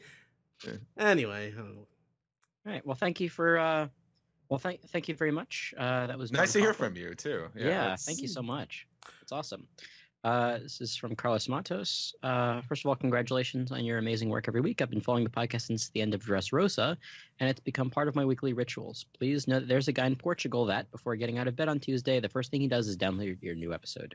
Awesome. Now with the question. With the last chapter exemplifying what the Blackbeard pirates are up to concerning devil fruits, which devil fruit powers we already saw in the series do you think will end up in the hands of the crew? He also says, thanks for everything. In my country, we do not have access to the official Shonen Jump release, so I decided to follow your example and managed to acquire the official box sets. Ah, Nice. fantastic. And he also asks if you ever want me to send you a clip on how Shabao from Shabandi is pronounced. Just ask. That's Or right. Sabao, either way. Devil fruit powers we already saw in the series, do you think would end up in the hands of the Blackbeard pirates? Well, they're running out of people to give them to, I feel like. Yeah. I mean, Pizarro is kind of a cat already, right? Like, Yeah. Maybe. he's sort of the least interesting member of the crew at the moment. Well, by virtue of that, we don't know his deal. Same Well, yeah, with, exactly, yeah. What's his face? Topu Topu. Vasco shot. Yeah. Right. We just know that he's a drunk. So him and those two get powers. Dot Q, we don't know what his deal is. That's right. Yeah, he might be the weakest member of the crew right now, because I just don't like... He's been there since the beginning, and I don't have particularly strong feelings about him. I think he's hilarious. Well, yeah, there is that. So Blackbeard also has 10 captains you have to figure, and that's a few more than the ones that we were introduced at the end of part 1 of One Piece. So, and what's his face? Tappa. Lafitte. He's probably got some sort of power, right? He can hypnotize and fly. So we've seen he has wings. Yeah, my guess was an owl. Yeah, zone. Ooh, that'd be cool. Yeah. But we haven't seen that one yet. That'd be a hoot. The question was, what devil fruits have we already seen that they can probably have stolen already? Right. Now, I would have bet like on Jozu. I would have bet like good cash money on that. But it's very possible that maybe somebody else has his diamond fruit, or let's see. Or how about this? Kuzan's. Because he's working with them. Like, there might be a thing where they double cross him and try to take his I hope not. Because he's such an interesting character. He's a cool character, Alex. You can say he is a cool character, yes. But I I don't think that Oda would reduce him to the level of off-screen shitty Absalom death. It would also No, make him an definitely idiot. not. Like, Yes. yeah, he should be smarter to see that coming. Yeah. Well, people were saying, a lot of people on Twitter were saying that Blackbeard was wearing Kuzan's sunglasses. I saw that. Yeah. That those sunglasses were Kuzan's, Oh, apparently. Horrifying. I agree with Alex. I don't think he'd off-screen No. use on like that, No, but no. that is interesting. I just thought of a sad one. It would be Corazon's fruit, the silent fruit. Oh, yeah. Actually, He's definitely dead, so That's yeah. due for a recurrence. That's a really good point. Gosh, I can't really think of anybody off the top of my head aside from like people that we haven't seen in a while, like Monet or yeah.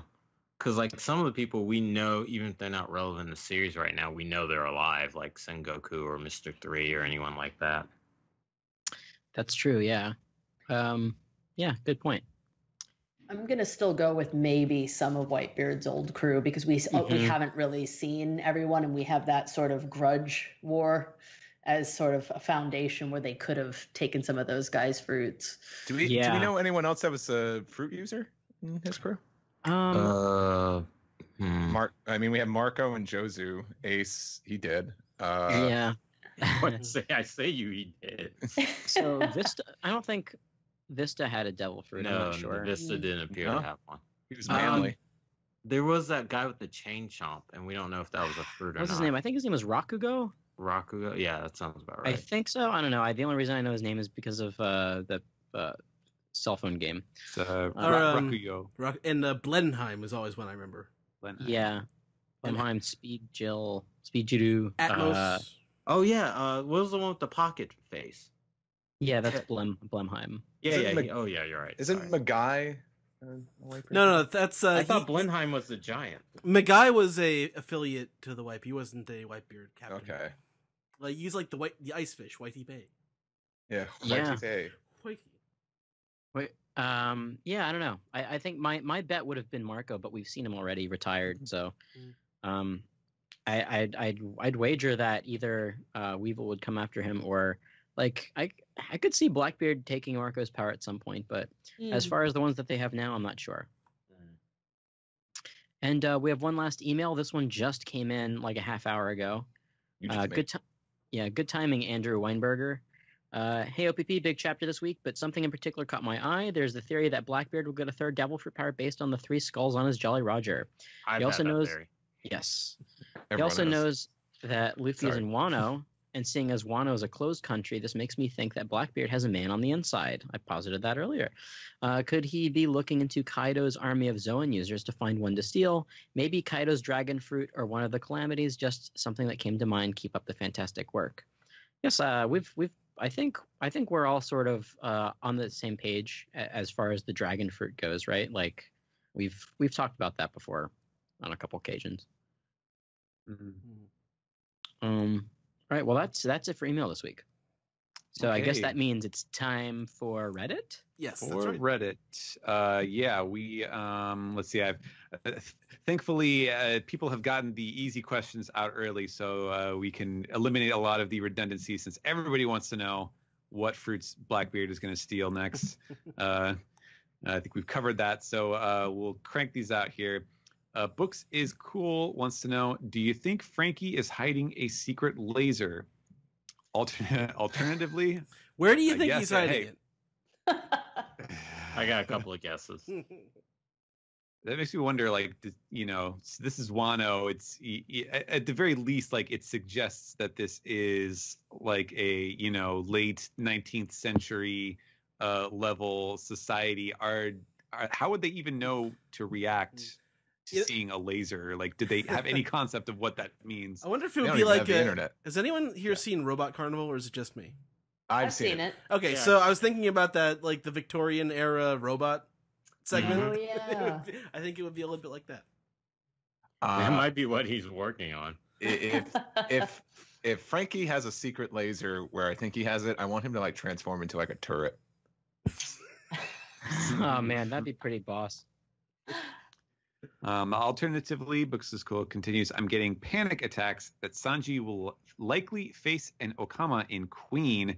If so, this is going to be my make it or break it Sanji moment. Well, I know that his name is Queen, but I have not really seen any evidence that would suggest that Queen is in Okama. He certainly does not have a like effeminate or weird speaking style. He just talks like a rough and tumble dude. So we would need a lot more evidence to the contrary to suggest that that he actually is going for that. So I think he's playing cards. Yeah. So I forgot to bring this up during the manga recap, but concerning those guys and their penchant for torture, I guess there's some sort of connection to the pleasures there. Yeah, there could be. Yeah. Good call. We haven't heard like the term pleasures since Zoe, so I'm not sure if that's something that Oda has just sort of kind of paved over. Well, once he got to Wano. He made a point to show when the pleasures were attacked or even like electrocuted, they didn't react in a normal way that people were electrocuted. They were like smiling and laughing and received the same pleasure from it, which is my cats are hissing, which is an odd name to give them. Plus, with that specific reaction, even the characters within the series noted. So maybe. And just to go back to what you initially stated, you have faith in Sanji. He's a cool boy. That's right. He's a good, cool boy. That's right. And I'm sure he is cool with anyone's lifestyle, but it's all about coming off too strong. Like if you hit on him and if he doesn't want it, he has every right to be annoyed with you. Doesn't mean he doesn't disrespect your lifestyle. He's a cool, good boy. You leave him alone. That's right. You have all the Sanji fan club members on this show tonight. You goddamn right. I was gonna pop in case Steve didn't get it, but he got it good. So I got this. We're good. I got this. Okay. All right. Natachi has a question about Blackbeard that we didn't really delve into too much. Oda has drawn Blackbeard pretty big in size this chapter. I have 3 possible theories for this. One, the Gura Gura what is the I can't, it's off the top of my head. The Quake fruit or Tremor fruit or something like that. Rumble. Rumble. No, that's Rumble's lightning. Yeah. Okay. The fruit affects the eater's size. Number 2, him having to accommodate 2 very powerful devil fruits in his body. Or 3, he's got more devil fruits in him than just the 2. Out of these 3, which one do you think is the most plausible? I'm just going to throw out there that number 4, which is that Oda just wants to draw him looking really huge and intimidating, is off the table. Go back and read volume 25, and when you get the first spread of for the 5 Blackbeard pirates at the time, there is someone in the foreground going like, "Oh God, they're huge," and I'm pretty sure he's pretty tiny compared to them. So Blackbeard has always been a big boy. Yeah. There you go. Big J of today says, wow, I feel like we were somewhat expecting Moria to come back this arc, but I could never have predicted it would be like this. Lately, Zach seems to be absent for these big chapters. I really would have liked to hear his commentary. I know the argument that Moria was not sympathetic at all was made recently, but I think this chapter helps his case, even if he is still pretty shitty. Thank you. Well, how is he sympathetic? It's just like, you killed one of my underlings. Am I going to have to explain this again? But don't worry, Zach will be back next week.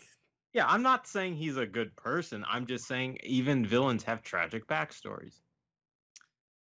Zach will be back, and you'll be wishing he would go on vacation again before you know it. No, we miss Zach too. ATLA for life says, King mentioned a new place for Jack to go for a deal of black market weapons. If this is referring to a new broker, do you think it could be Crocodile? We saw him in a fancy manner back in chapter 903, and it would be interesting considering the parallels between Crocodile and Doflamingo to see Crocodile take his place. Forgive me, I'm kind of spacing. Did we talk about who that could possibly be in the manga recap? I think Ed mentioned it could be Blackbeard. Yeah. And I said Buggy. Yeah, that's funny. But crocodile is a great idea. Yeah, definitely. Yeah. The only thing for me was that like the way that he phrased it was like, you know who our next one is now, that it made it sound like, okay, this is a big deal, or this is like a big pain in the ass or something like Or, that. don't fuck And so, this up too. Right. Yeah. And so I kind of feel like that has to indicate Blackbeard maybe, just because like who cares if it's, if it's Buggy, like, okay, well, whatever, you just sell him. Right, you he's know, too whatever. small time still. Yeah. Yeah. No, didn't you hear? Buggy's like as big as a house. Yeah, outside of like someone like maybe Shanks or even the world government level, who else would they be like intimidated by? Well, why would it be an emperor? Why would they be all about giving weapons? Blackbeard more power, yeah. To another. Well, to a fellow no. Kaido wants chaos. He wants to start a war. So, I mean, true. yeah. Right. Yeah. And he doesn't care if he lives, so Right. it makes sense. Yeah. The Admiral Peaches says, a few chapters ago, I think someone said that Jack is turning out to be the odd child of the Calamities, and it seems like that's right on the money. However, while he seems to be the weakest of the Calamities, he was a major threat during the Zoe arc, so I can only imagine how strong the other two, (3) Calamities are. I mean, that's just, the proper order of introduction. You always start with the weakest and save up for the biggest and baddest at the end, so... So are we assuming that there's an ace, or is the ace Kaido? I don't I don't know know if there's going to be an ace, but Could be 10. yeah, we've talked about the ace, right? Yeah. Hmm. But Yeah. Drake being part of that, we still have not seen yet. Yeah. I'm sure whoever they are, they're full of love and energy. We also haven't seen Caribou yet. Our That's favorite. true. Well, And I can't wait Yeah. to not see him ever again. Hey, good hey, timing. You Hey. want to go hang out with Kaido, right?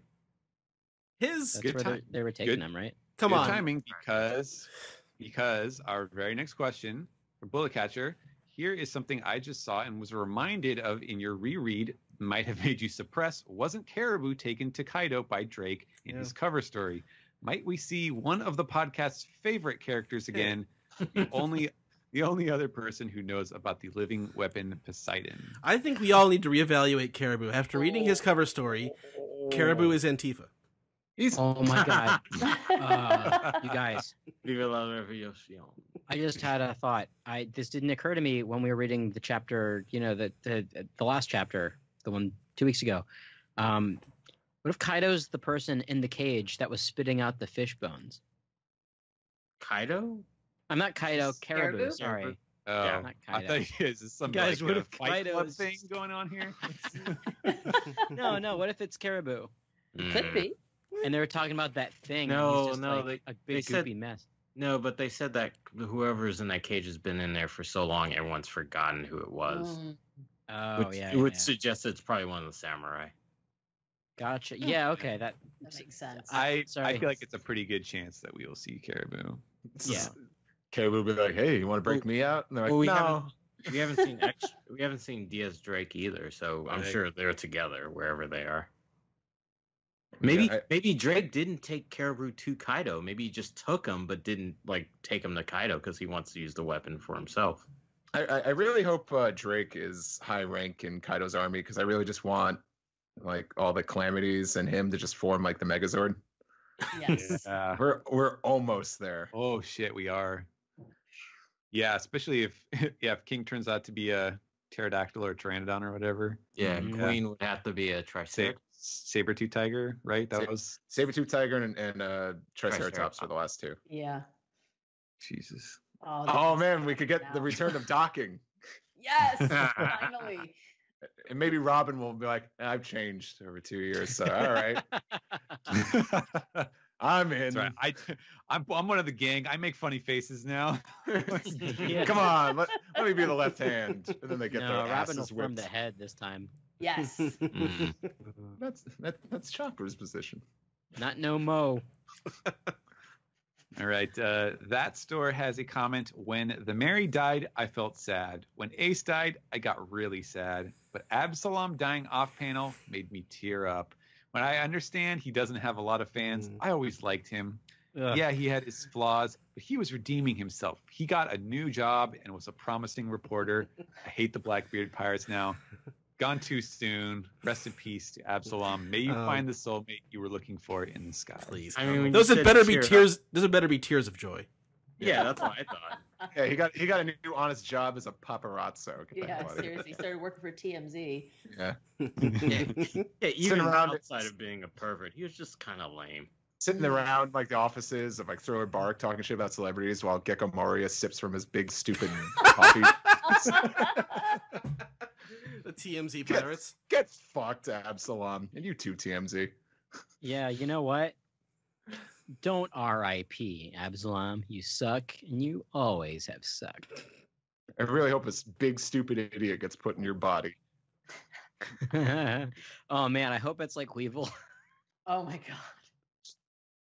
Yeah, actually, the notion of Absalom's personality, Absalom's body coming back with a different personality does make me really interested in seeing Absalom again. Yeah, because we'll never see his soul because his shadow's gone, right? Like that's how it works. Well, he's Didn't a have dead one to begin person. with. Yeah. Dead. I think even if he comes back, like, you know, under some circumstance where it's like Moria is part of Blackbeard's, I still feel like even then he's just going to be like in the foreground in some random panel, like, oh yeah, there's Absalom, and that's the most you ever see of him. I'd rather see Corona Caesar more. come back. Yeah. Oh, Alright. Caesar's coming back for Yeah, sure.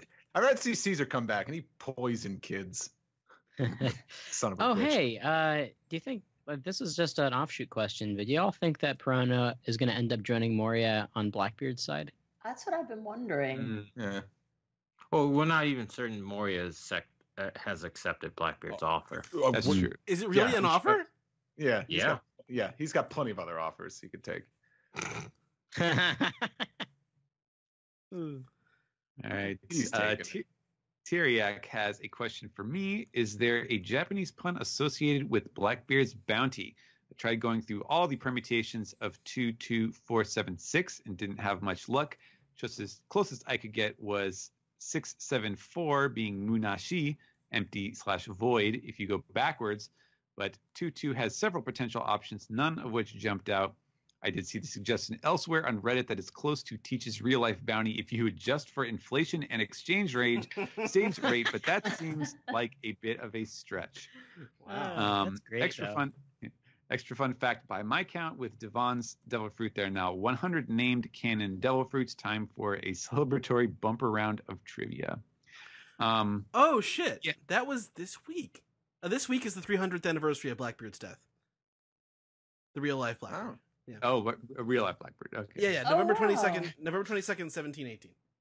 Oh, Oda must have known that. Interesting. Do you think so?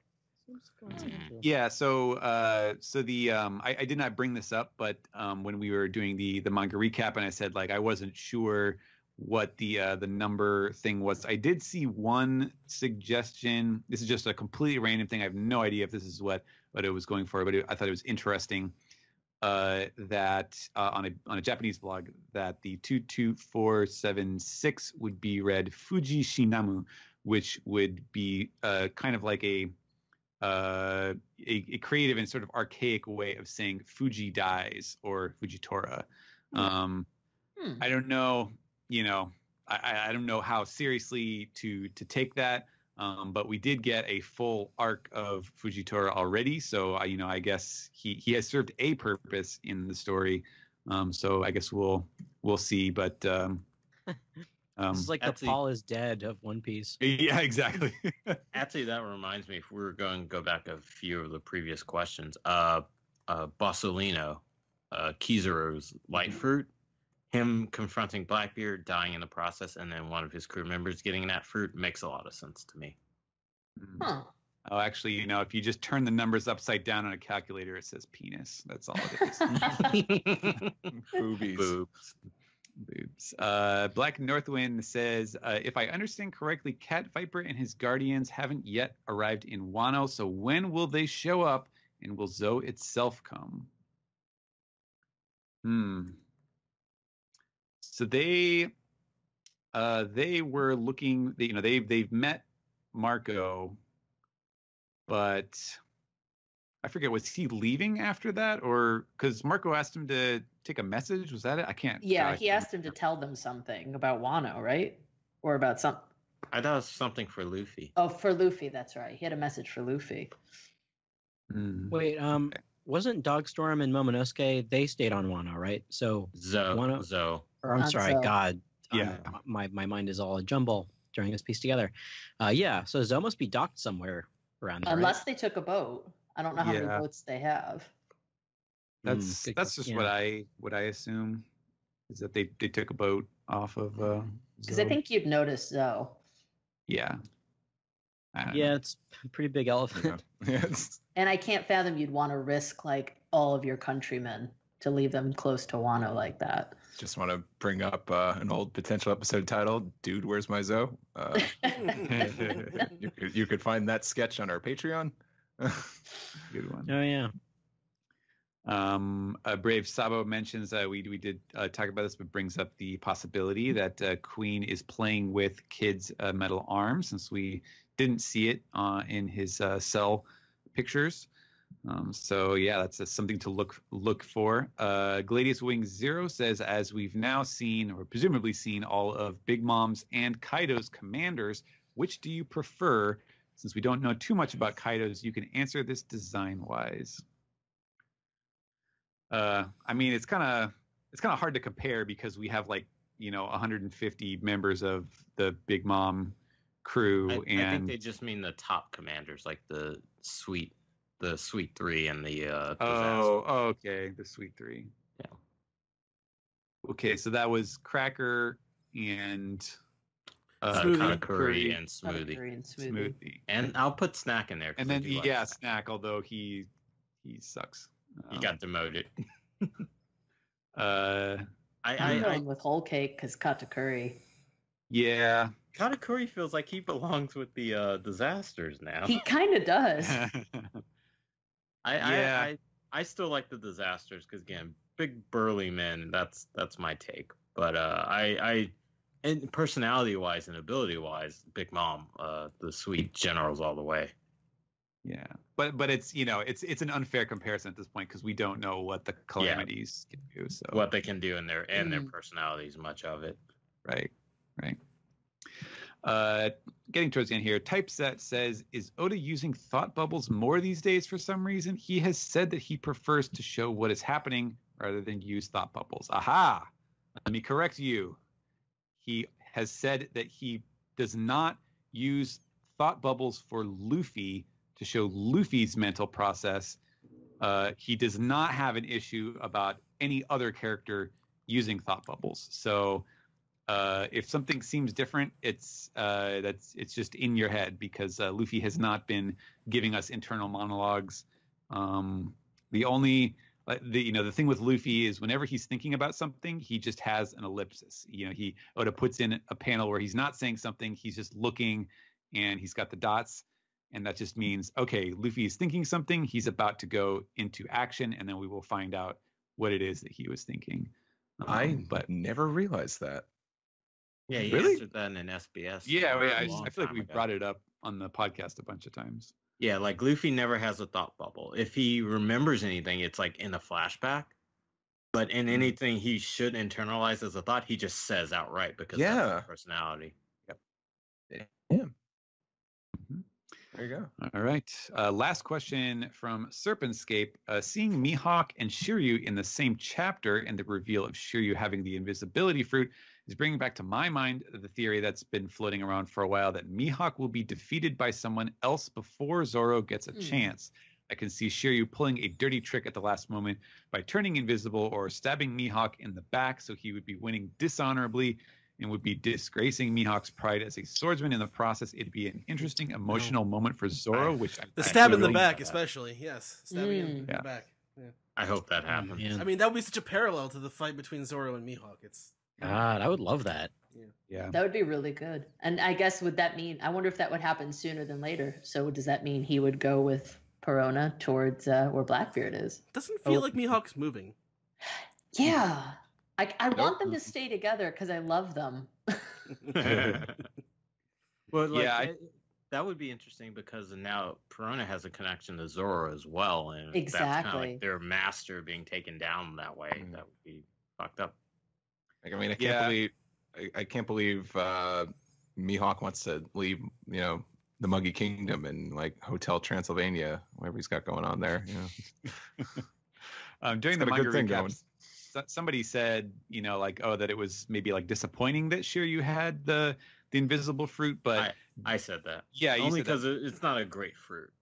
Well, but the thing is, like, you're thinking about it as Absalom's fruit, and Sure. Absalom sucks. Like, he's an idiot. He was using it to perv on women in the bath. Yeah.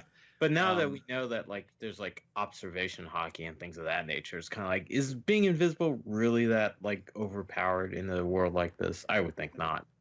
Well, It's like Sanji handled it with salt. But I See, bet Oda could just say like, oh well, if you're good at the fruit, you're invisible to hockey as well. Yeah. Like you're truly invisible or something. Like maybe there's an awakened version of Hmm. their fruit where you can like make everything invisible. Thus, like then you're really like fucked. But the implication of Shiro doing a dirty trick and wounding Mihawk in the back and becoming the world's greatest swordsman through underhanded methods, 100% on board with that. Totally. I like the idea of Shiryu having the fruit because it's sort of like a reverse blind samurai type thing, where Hmm. everybody else is blind except for the samurai. Huh. Interesting.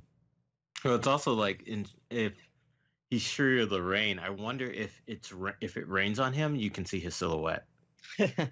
Yeah, well, that would make sense. It's the first time we've had an invisible guy slashing people since Captain Kuro. Oh, man, yeah. Okay. All right, that's it for Reddit. Great. Well, we all know what that means. It's time to... Peace the tweet. Wow. All right, Ed, take it away. Okay. The first one comes from Dylan, who says, does King shop at the same store as Katakuri? Gladius, too. Yeah, Mhm. especially Gladius, but especially Katakuri. All right. Yintab says, I have a theory about which of the 4 cardinal gods Kaido's crew represents. North is the white tiger, which is queen because the tiger represents metal. He was holding gears and was hinted at being in charge of the prison or the forge. And his head is bald? Okay. And east is Azura dragon. Jack doesn't fit anywhere else. Oh, he means Jack. Okay. South is the Suzaku, the flaming bird king, spikes on the head. So that would be king. And west is the black turtle with the snake tail, which would be Orochi. And center is yellow dragon Kaido. I don't really understand what any of this is about. It's the 4 kind. I forget. Oh, is this the- like Yu Yu the legend. Hakusho? Yeah, Okay. those guys. That's the extent of my knowledge about this particular myth. Me too, but like I've seen it reference in other series where it's the tiger, turtle, phoenix, and blue dragon, right? Or dragon, yeah. Well, maybe try again with that question next week. I'm not really sure what they were getting at. Next question comes from Sniper of My Heart, who says, so everyone's new favorite edgelord king has black feathered wings. Is there another sky race we don't know about? Or does he just dye his wings for maximum edginess? Oh, man. Every morning. Manic panic on those wings. Maybe he's related to Kitetsu in some way, or Hitetsu in some way. I hope they're both from Sky Island now. I completely forget about Hitetsu's wings.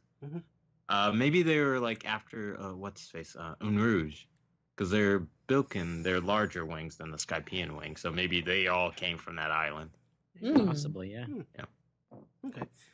Next one comes from Cracker Jaku, who says, I think that Imu-sama and Toki are strange sisters from the Void Century. The reason Toki kept jumping forward in time was to find a period where her evil sister was not reigning over the world, and she found something like that in the isolated country of Wano. It's sounding like dig it. Lost. I totally dig it. Okay, let's see. The next one comes from Wes the Fitting, who says, which came first, the mountain or the hare? He's talking about Ashura Doji's But probably the hair, because that's the samurai hairstyle. And next one comes from Sauceboss 5000, who says, "I know it's a day early, but can we all appreciate Teach's Transformation Tuesday? He went from looking like a day-drinking hobo in Jaya to the beautiful bearded pirate pimp of today. Must be fulfilling for Oda to finally get to draw the Blackbeard he always envisioned." Yeah, Blackbeard's definitely the ultimate pirate now. Absolutely. Yeah, I've enjoyed his constant glow up from the moment of his introduction. Dark Leviathan has a question, which is that now that Absalom is dead, so who takes the position of number one worst character in One Piece? I don't know if you.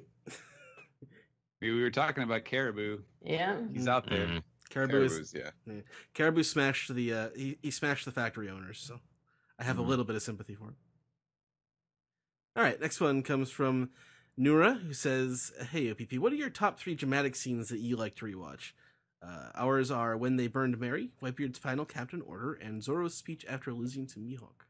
Well, that last one is definitely up there with me. Dramatic. Would Luffy defeating Crocodile count? Absolutely, yeah. Marched all along Park. Oh, yeah. Hands down. Yeah. Love that. Yes, and the stabbing. Gotta have the stabbing. Zoro versus Mr. One. I mean, granted, that's an entire episode, but that's a great moment. This is what the best moments in the anime. Top 3 dramatic scenes that you like to rewatch. Oh man, or Chopper.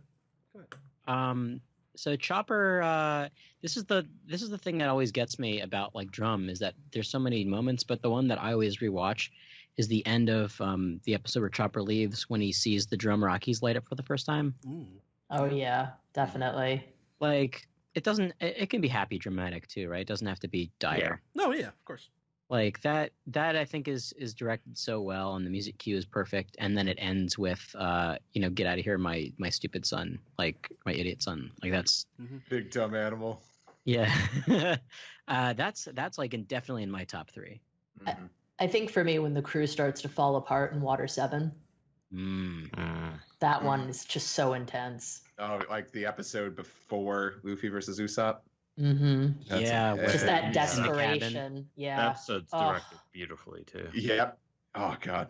Water 7 anime is like so good. Pinnacle. Like One Piece anime. Oh, God, there's so much good direction in that. On a similar note to Dude on Alex's, my favorite drum moment that just breaks me down even before is when Hiruluk, after taking Chopper's poison, leaves, and Chopper's like sitting at their place like all happy, and then Kuena shows up and basically gives them the 411. Kuena, sorry. Not Kuena. My fault. She's on no, Wano. We're talking about a character who is good at staying alive. Yes. Kuena. Oh God, yeah. Kuena shows up and she's like, you can't just bullshit your way through medicine. You have to know what you're doing, or else you're going to poison people. And he took that poison because he loves you and he didn't want to hurt your feelings. And then Chopper gets it and just starts breaking down. I was like, God, Oda. Drum is a tour de force of dramatic moments. I think one that doesn't get talked about but always kind of gets me choked up is when Hiruluk first, like when he kicks Chopper out and he shoots at him. They picked a really good song for that moment. It's just really good. That one always kind of chokes me up a little bit. It's very emotional. Yeah. And then I think Vivi screaming, "Please stop." Oh my God, yes. You know, I help. rewatched the end of Alabasta a couple months ago, and that doesn't go on for as long as I remembered it. Yeah, it's true. It seemed longer. Everything gets shorter the more you watch it. The longer One Piece doesn't goes. Doesn't help that years and years ago, I think Alex suggested taking the "stop the fighting" but replacing fighting with another F word, and then someone that was in our show made a video and just bleeped it out to make it sound like that, and it's kind of always ruined that scene for me a little bit. I mean, before Jimmy Kimmel, thanks. It's real nice. Before Jimmy Kimmel got political, all he had going for him was unnecessary censorship. Sure. Okay. Anyway, things that were popular 9 years ago. Anyway, I like it. Next one, this is the last question. It comes from our old friend Bisa Rummy Bear. It says, "I don't know about you, but I'm ready for the Prona and Mihawk fish out of water buddy comedy." Yes, please. I do like that. But yeah, that's the last bit of Piece the Tweet. You want to roll right into the ending? Let's do that. Okay.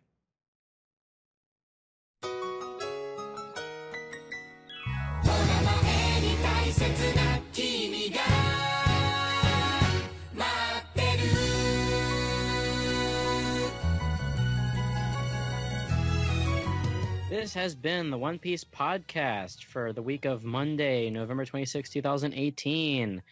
Boy, I wish I had a great time on this week's show, didn't we, everybody? Oh, yeah. Like, how could we not with all the great stuff that's been happening in One Piece? Mm-hmm. Yeah, and boy, there sure is a lot of it. And you know, everybody, we're gonna have a really good time next week too. I'd like to thank all of our guests for coming on, and we'll start with Kelly. Hey, Kelly, thanks for coming on. Where can we find you? You can find me on Twitter and Instagram at Karuri. All right, thank you so much, Brian. You can find me on Twitter, Dark King Zoro, all one word. Check out the Animation Success Stories podcast. That's the ASS podcast on YouTube for stories about people joining the animation industry. And I don't know, DeviantArt, that's a thing. Watch Rick and Morty if you want to. Brian, if you wanted to get some fan engagement, you could ask people to post pictures of themselves on Twitter while listening to your podcast, and you could have it hashtag show us some ass love.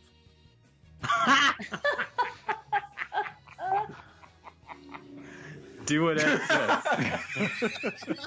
Show us that ass love. Post pictures of us. Go to Animation Success Stories on Twitter to post pictures of you listening to us as we do live. We usually record on Sundays live, so check out our Instagram when we might record a new guest. Thanks, Ed. I'll have to tell that. I'll relay that to the crew. All right. Fabulous. Steven. You may follow me on Twitter at Translatosaurus for as our reader wrote in to point out, yes, it is nothing but cat pics and the occasional retweet of promotional tweets for stuff that I've worked on. And hey, if you like that reincarnated as a slime anime, check out the manga because we worked on that. And it's ahead of the anime, so get ahead of everybody else. And if you follow enough of the podcast crew on Twitter, you'll probably see Steven making Simpsons jokes at some place too. Sure, that's right. Steve. Hey, it's nice to be back. First of all, thank you to everyone that stopped by my table at Anime NYC. Mentioned that they were a listener, shot the shit with me. Talked about Sanji, talked about wrestling. I really appreciate it. I kind of forgot that New York is kind of like our home base for the podcast, so it was nice to see a lot of familiar faces and meet some new ones as well. So thank you very much for that. Feel free to follow me on Twitter and Instagram, Tumblr at Steve Yurko. It's all one word. And I'll be back next week. So see you then. Fabulous. Ed? Yes, I'm Edward E. One Piece on Twitter. I'm also at Weeb Trailers on Twitter. I posted the most recent one that I posted was the Lord Slug trailer, which it's coming. A renegade Namek with powers you can't believe, featuring music by Disturbed and the Deftones. Yeah. I love that trailer so much. I'm going to be posting so many old Dragon Ball trailers like in the next 2 or 3 weeks because I ripped a lot of things. I ripped those old Garlic Jr. DVDs because I'm going to sell them because I don't need them anymore. What? Garlic Jr.'s back? I didn't know you didn't know that there was an original Street Fighter movie, Ed. Oh, no, no, that wasn't, that was not the Street Fighter movie. This is a different anime that I had, that was on TV that I had never heard of. Oh, Street Fighter V? Yes, yeah, Street Fighter 2V. Yeah. That's like super 90s anime. Very much. Yeah. Is that the one with naked Chun-Li? No, that's the movie. That's the movie. Yeah. It's a good bet. The movie's on Blu-ray from Discotek. You should check that out. That and the Fatal Fury movie should buy them together. Oh man, we know. I love the Fatal Fury movie. Yeah. Hey, Alex. And speaking of me, you can find me at Twitter on Twitter at dude exclamation, all one word, of course. And you can also listen to me every month on Toho Yaro, a Japanese movie club podcast. Our current episode is the movie Sweet Bean featuring Kieran Kiki, and coming out next week, hopefully, we'll be covering Juzo Itami's The Funeral. And you can also check out my other Twitter account, Weeb Simpsons, if you haven't already. And as for this podcast, where can the good people find us, Ed? The podcast can be... first, follow Zach on Twitter, twitter.com/Zach_Logan, as he makes his way through Southeast Asia. Oh, slash in there. Yeah. Sorry. He'll be back next week for the show.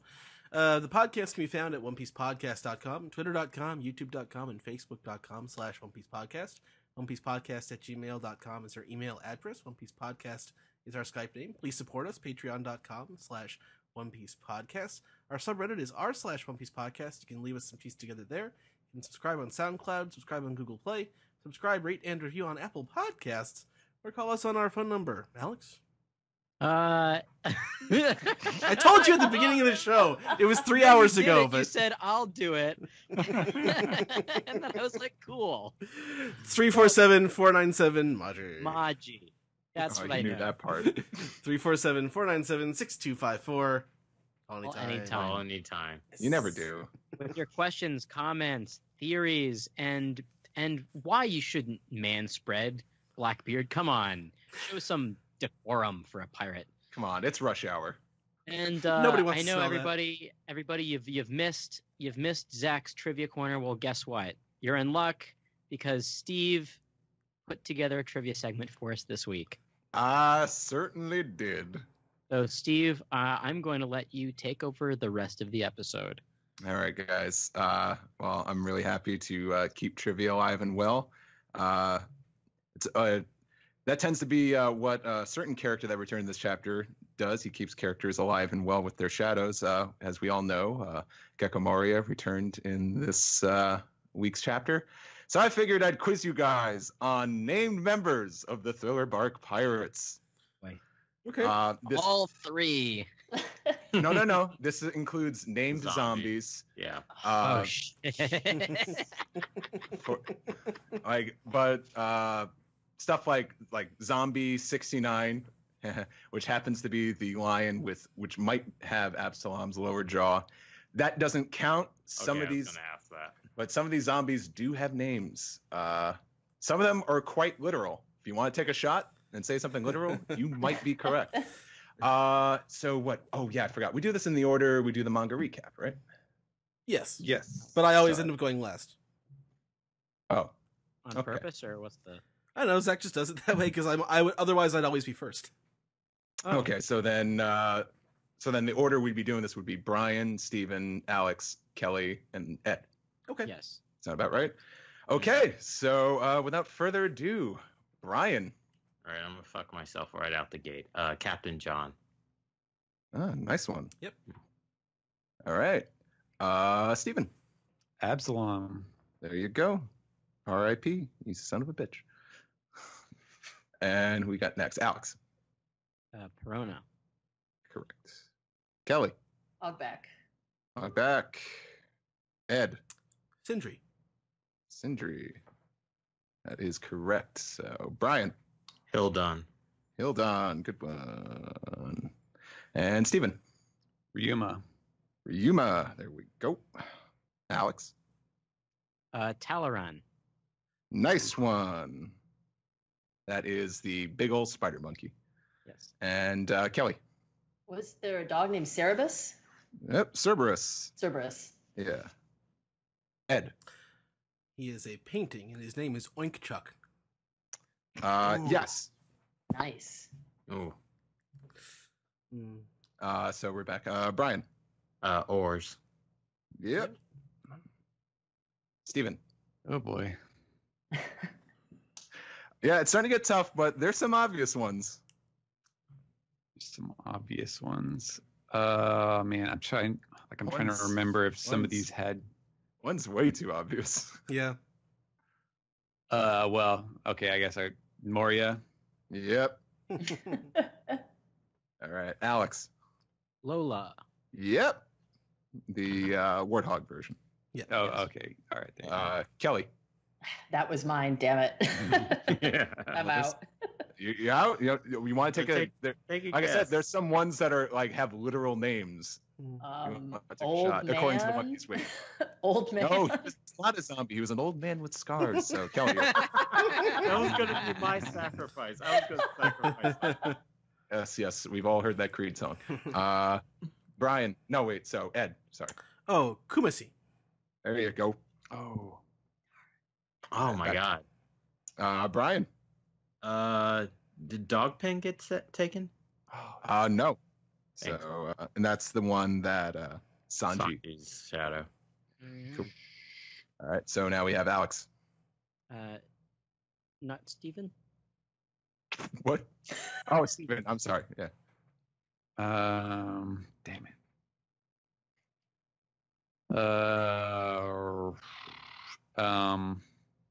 No, that was one of Wobble's toys. Oh crap. And the time limit on? Yeah. Second, Steven. Was there like, I don't know, Lady in the Painting? Was that named? She was not named Okay. to Monkeys Wiki. So, Steven, you're out. Alex. Jigoro. Good one. That's Zoro's. Damn it, I couldn't remember that. Ed. The little spider monkey. Uh, Talaran's henchman, basically. The little spider monkeys. I'll give it to you. They were spider mice. Spider. Oh no. Ah. They're in that case they're mice. They're not monkeys. So Yeah. yeah, I'm out. Okay. I mean, we keep things interesting. But That was the Ed. last. I'm out anyway after this one. I can't remember anything more. Yeah. So who we got? We got. Is it down to Brian and Alex? Yeah. So Brian. Rug bear. Bearskin rug. Thank you. For Brian. Alex. The Risky Brothers. Yep. Ooh, good one. I've not read Thriller Bark recently enough. I know Alex did it a couple years ago. So. Brian. Jack in a Box. Yep. Jack in the Box is one of them. Alex. The Zombie Priest. Does he have a fucking name? If we're talking the one with Absalom and Nami's marriage, right? That's right, yeah. He does not. Motherfucker. I got it then. So does Brian? I think I Brian got went this. before Alex. So Well, Brian- yeah, he's gonna answer one more. I got to answer one more. Gallant Hippo. are you reading the One Piece wiki? Nope. No, because What the fuck? I think if he was reading the One Piece wiki, he'd probably say Gentleman Hippo, wouldn't it? No, it Well, does say Gallant Hippo. Oh, it does. No. Okay. You did. This He is did say one of Dog Pen, and that's not what it says on the One Piece wiki. But Does it say Inupe? yes, Okay. Ah, well, Dogpen, whatever. It's the same fucking. Yeah. no, that's the thing. That's how I know Brian's not cheating. So- yeah. Gallant Hippo. I know this arc. This is one of my favorite arcs. The Ah, character design in this arc was just off the fucking chain. What the fuck is Gallant Hippo? I He's thought the I one thought who that- helped out Perona during the Soka King Perona fight. Yeah, he was like one of the. I think he was one of yeah. the zombies that fought like Usopp, Nami, and Chopper. Yeah, he had like yeah. a shield and a big hippo face, but he wore like a suit. I thought that was. There's also a Waffle's centaur. toy, Oh. the Kabashinshi, the gentleman, hippo gentleman. I thought that was one of Nope. Waffle's toys. There's Maybe also I was that wrong. centaur who wore gold armor. I think. Yeah, but he didn't have a name. He didn't have a name. He did not have a name. Let me Great go over design, the. no name. Oh, what's left there, Steve? We have Wall Zombie, which is just a face stretched over the wall. It's kind of creepy. Okay. Did we ever do the penguin when the pig in the frame? Yeah, I did. Chuck. Oink Chuck. Yeah, Oh, Ed got that one. Sorry. Which is what Apache Chief says when he wants to get huge. Spider Mice was what Ed got twisted on. We have the three. I don't know if they're brothers, but they're the ones that wake up Moria. Gyoro, Oh, yeah. Yin, and Tao. Yeah, No one yeah. got I any of remember those. those guys. Shit. Penguin Zombie Duo, which Dogpen joined. We have Unigaro, which is the unicorn, and my favorite, The unicorn who was drinking sake and having a picnic. Yes. With this Oh, character. the tree. What about the tree zombie? Yes, the tree zombie who has my new favorite name. Maybe he likes McNuggets. It's Mock Donald. What? Huh. Well, Not it at that all. makes sense. Oda's from like close with my generation. You guys remember McDonald's Happy Land? With Oh my God, the quick tree. Yeah. I think that's what he did.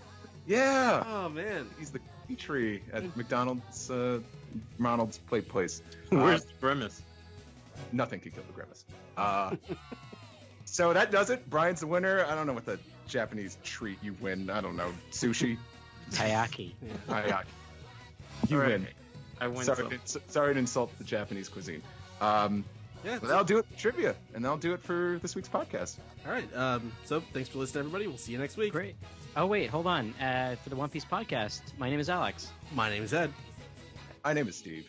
There we go. And we can't not close it off like that. We'll see you next week. Goodbye.